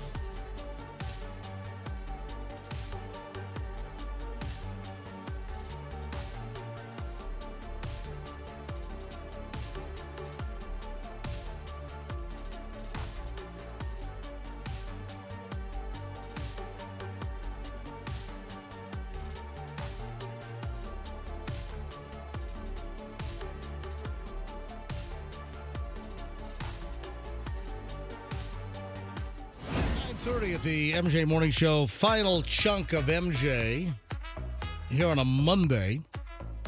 Give you details on the great Mother's Day Banco garage door opener giveaway before we shut things down today. I just checked the email. Already flooded. Folks, take your time. I mean, make sure you tweak and hone your story. And listen, you can enter as many times as you want. It's not just like one entry. So if you write a story, you're like, I can do better than that, you can send another email in. So details on the great garage door opener giveaway contest for Mother's Day. 5 $1,000 openers with install from Banco to be given away next week. We're taking the entries for Mom. Greatest Mother's Day gift ever. State-of-the-art garage door opener. Give you details in just a second. So we had the latest 2025 Rock and Roll Hall of Fame inductees announced last night on American Idol. Okay. I didn't know they did it on American. Is that new? I think that's new. That doesn't sound like it's been done before. Didn't they have like a ceremony to it? Yeah. I thought there was like a ceremony at the Rock and Roll Hall of Fame in Cleveland. Yeah, I guess more people watch American Idol than some stupid ceremony. Well, we have a snub. I'll give you the list of who was inducted. Now, you have the nominations, and of course, the nominations are all those nominated, and then you have the inductees. So, who was nominated but was not inducted? Hang on, get to that in just a second. So, among the nominees, we have 1, 2, 3, 4, 5, 6, 7. We have 7 nominees that were actually inducted. So let's go down the list of those inducted. And there's one on here. I'm like, what the hell? Actually, there are two on here. Maybe three. Three that you would have thought that they, but there's one standout. It's like, oh my God. I mean, it's almost like this should invalidate the whole process if this guy was not already in the Rock and Roll Hall of Fame. All right. Do you know what I'm talking about? I just saw the list for the first time, and one name jumps out head and shoulders above everybody else. I see the second name that also jumps out to me, but one is like... There's one head and shoulders above the rest. You're telling me that this guy was not inducted years and years and years ago? The first class was in 1986. Okay, that was 86. And All that's the class he belongs in. He probably should have been first year, second year, third year. By the fifth year, this guy should have been inducted. Right. Are we thinking about the same one? Yes. Are we thinking about... Come on, baby! Let's do the twist! Chubby Checker and the Fat Boys! What a great collaboration. I know, it was the best. And go like this! Yeah. Can you believe that Chubby Checker was not in the Rock and Roll Hall of Fame until last night? And that he's being inducted with the Outcast? I mean, hello, is there any comparison? Yeah, I don't even understand this. Well, What's the thought process? Outcast deserves to be in the Rock and Roll Hall of Fame, I guess. I mean, What have they done? What have they done? Yes, that's it. Hey, yeah. I love this song, but it's the only song I know by them. It's the only thing they've ever done.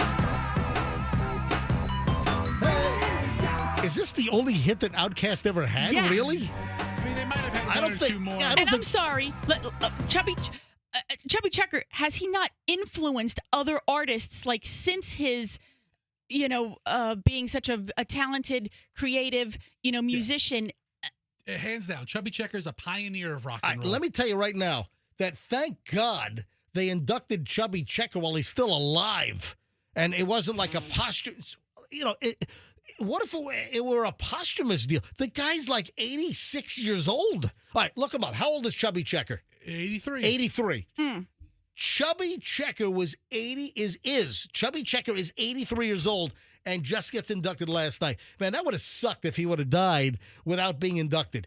Every year he's probably saying, "What the hell? What the hell? What the hell?" He's like, "Come on, baby. Let's do the induction. Let me in." Because you know what? Did you see one of the other inductees is dead?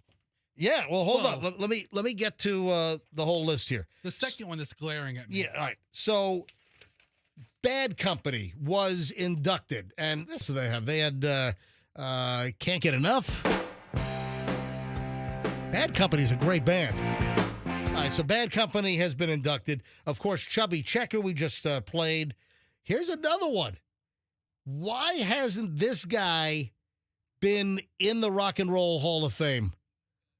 What else thinks you're It's ugly? later in the song. All right, let's see. What else? That's the one I know best. The huge duet, Joe Cocker and Jennifer Warren. Anyway, so Joe Cocker has been inducted.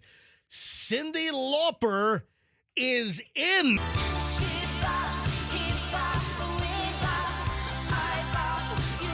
All right, so congratulations to Cyndi Lauper. Who Outkast is on the list with Hey Ya inducted. Oh, Soundgarden. Soundgarden. I would think that they would have been inducted within the last 5 years. Name a song. Without looking at anything. Don't look at any authority over there. I see you. Yeah. Cheater. Listen, I couldn't name a song. Just because I'm not an expert on Soundgarden, I know that they've made an impact. Yeah, how about this? Black Hole Sun. Yeah. Soundgarden. I'm going to play all 5 minutes of this thing right now. No, I'm not. All right, so congratulations, Soundgarden. That's a real rock band. And it then, is. And then finally, everybody knows this. They've been inducted as well. Everyone knows the riff.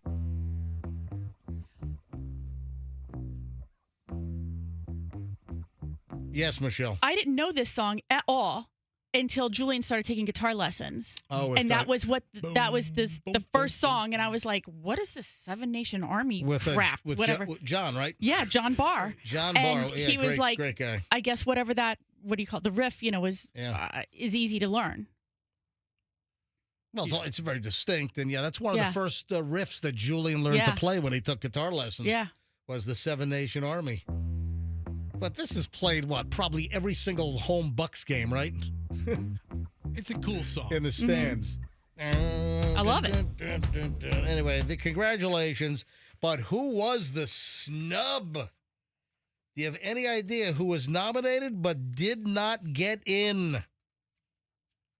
No, I didn't see the list of all the nominees. One of the snubs, Mariah Carey.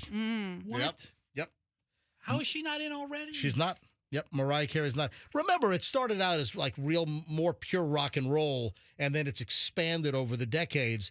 But, Mariah Carey should probably be in the Rock and Roll Hall of Fame already. You're going to let Outkast in the Rock and Roll exactly. Hall of Fame? Outkast before Mariah Carey. It doesn't make sense. Or how about this? Yeah. Outkast before Billy Idol. He's not in? He was nominated and not in. Yeah. So Oasis. Man. Yeah, Mariah Carey snubbed. Well, don't they? Isn't it like kind of like listener vote? Like I don't know who's voting on it anymore. It's the organization discredits itself by having such a mockery of their process. Right? Isn't there something like you can call in, like the artist had to sort of lobby for people to vote for them? I don't know. All right, so let me give you the list of everyone that was passed over. I think Mariah Carey and Billy Idol and Mariah Carey are probably on par because both should be in. Mm-hmm. But the Black Crowes, they were nominated but not inducted. Billy Idol, Joy Division / New Order, Mana. Let's see, Oasis, Fish, and of course Mariah Carey. Okay. Mariah Carey, huge snub.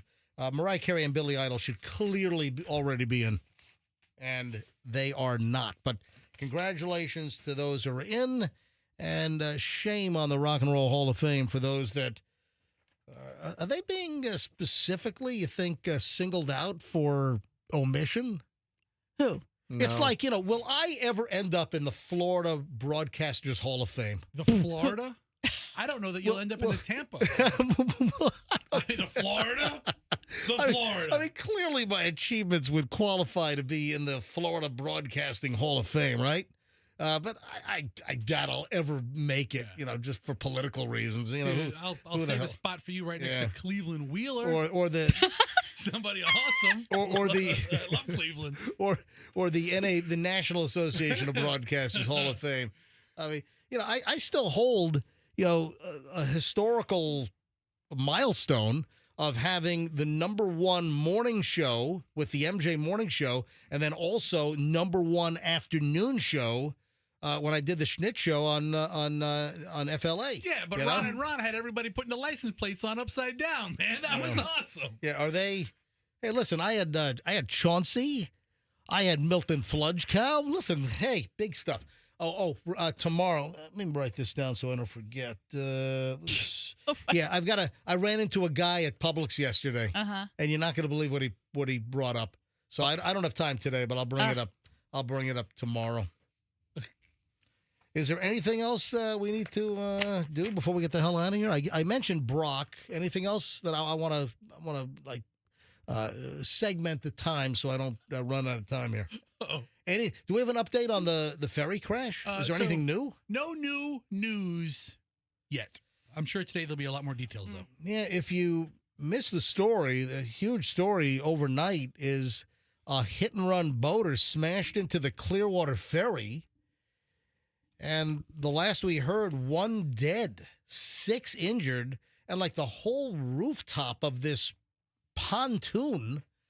When you think of the ferry, the Clearwater ferry, you think of something more substantial, but it's like Uncle Jerry's pontoon boat out on some lake in Odessa. It's a transit. That's what it looks like. It looks like just a pontoon boat.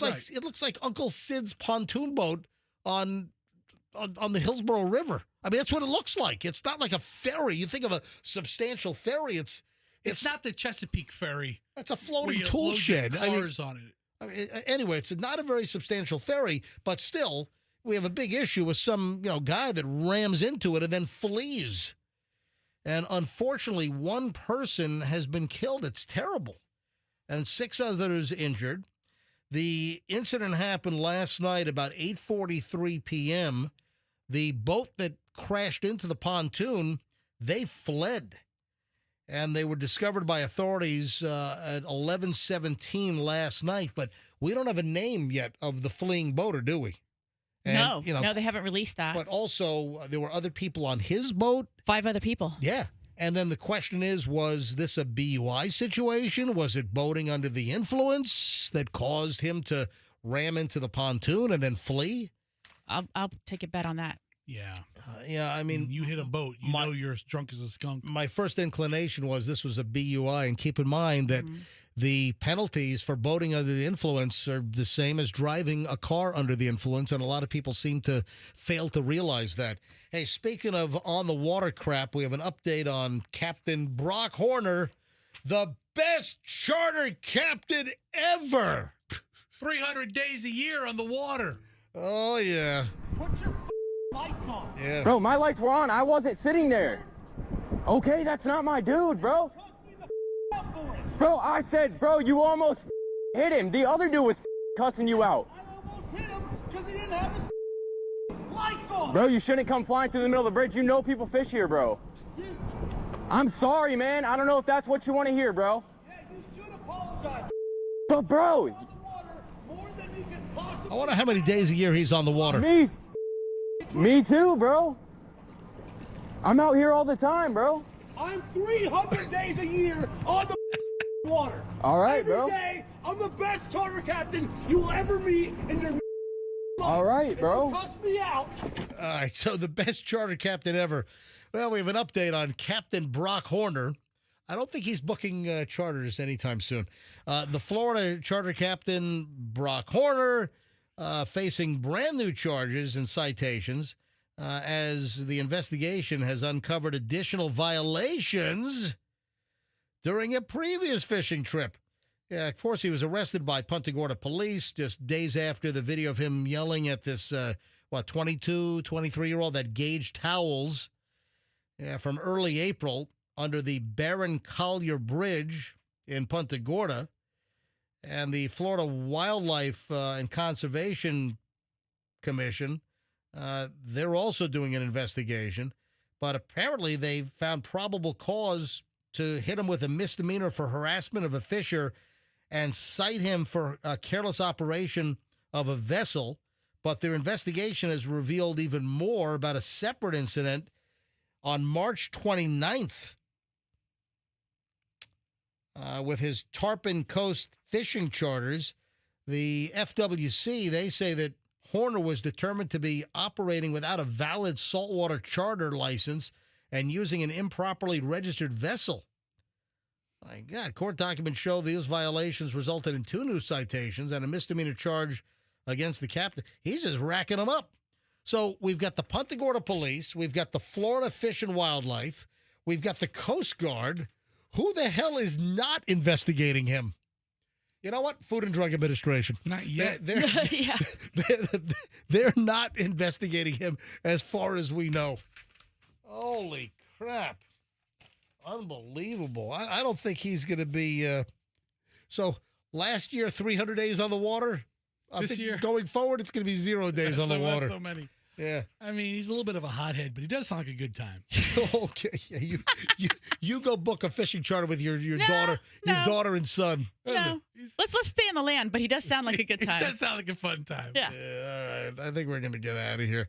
I've got a lot of stuff we didn't get to today. So, the guy I ran into in Publix, I made a note of it. You going to bring that up tomorrow? Yeah. Just make sure that I get to that story. All right, before we go, let me give you the information on the humongous MJ Morning Show Banco overhead doors, garage door opener giveaway contest for Mother's Day. Hey, if you really want to make an impact, get Mom a $1,000 garage door opener. We're talking about the state-of-the-art. We're talking top-of-the-line LiftMaster 87504. We've teamed up with Banco Overhead Doors, a great sponsor here on the MJ Morning Show. Mom wants a new garage door opener with the video camera. She can see video on her phone, who's coming and going. You can see whether your garage door is open or closed. If you leave the house, you leave the garage door open, you push the button on your app, it closes the garage door. It's phenomenal. I've got these openers at my house. Mom's going to love them. So if you want to make an impression, you want to make an impact, you want to give Mom a Mother's Day gift she's never going to forget, the LiftMaster garage door opener from Banco and the MJ Morning Show. What do? Just send in an email. Give me a story. Why Mom deserves a garage door opener for Mother's Day. We'll take entries all this week, and then next week we'll give away one a day, Monday through Friday.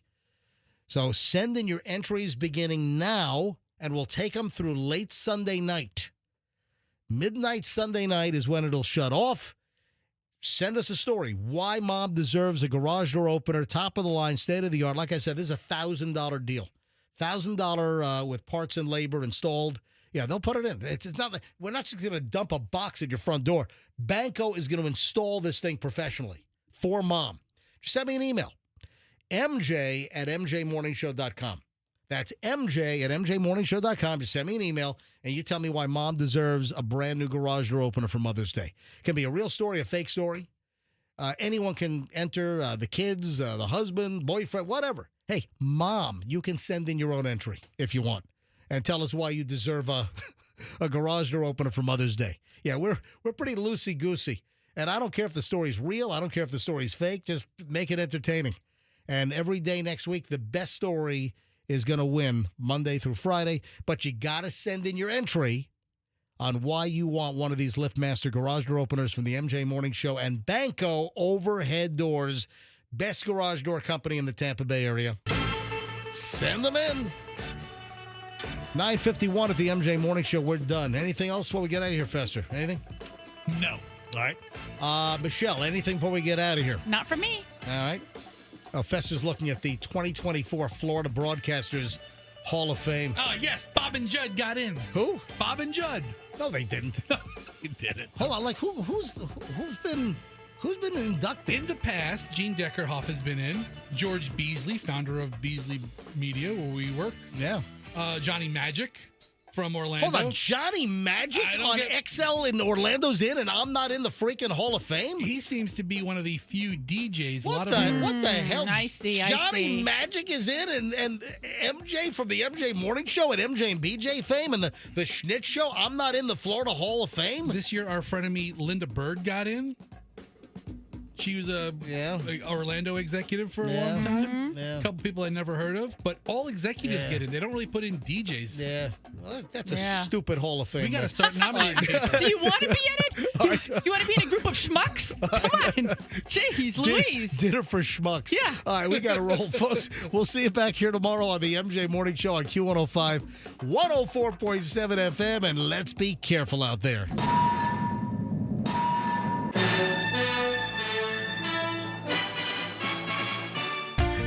Hear the latest MJ Morning Show podcast on the Q105 app.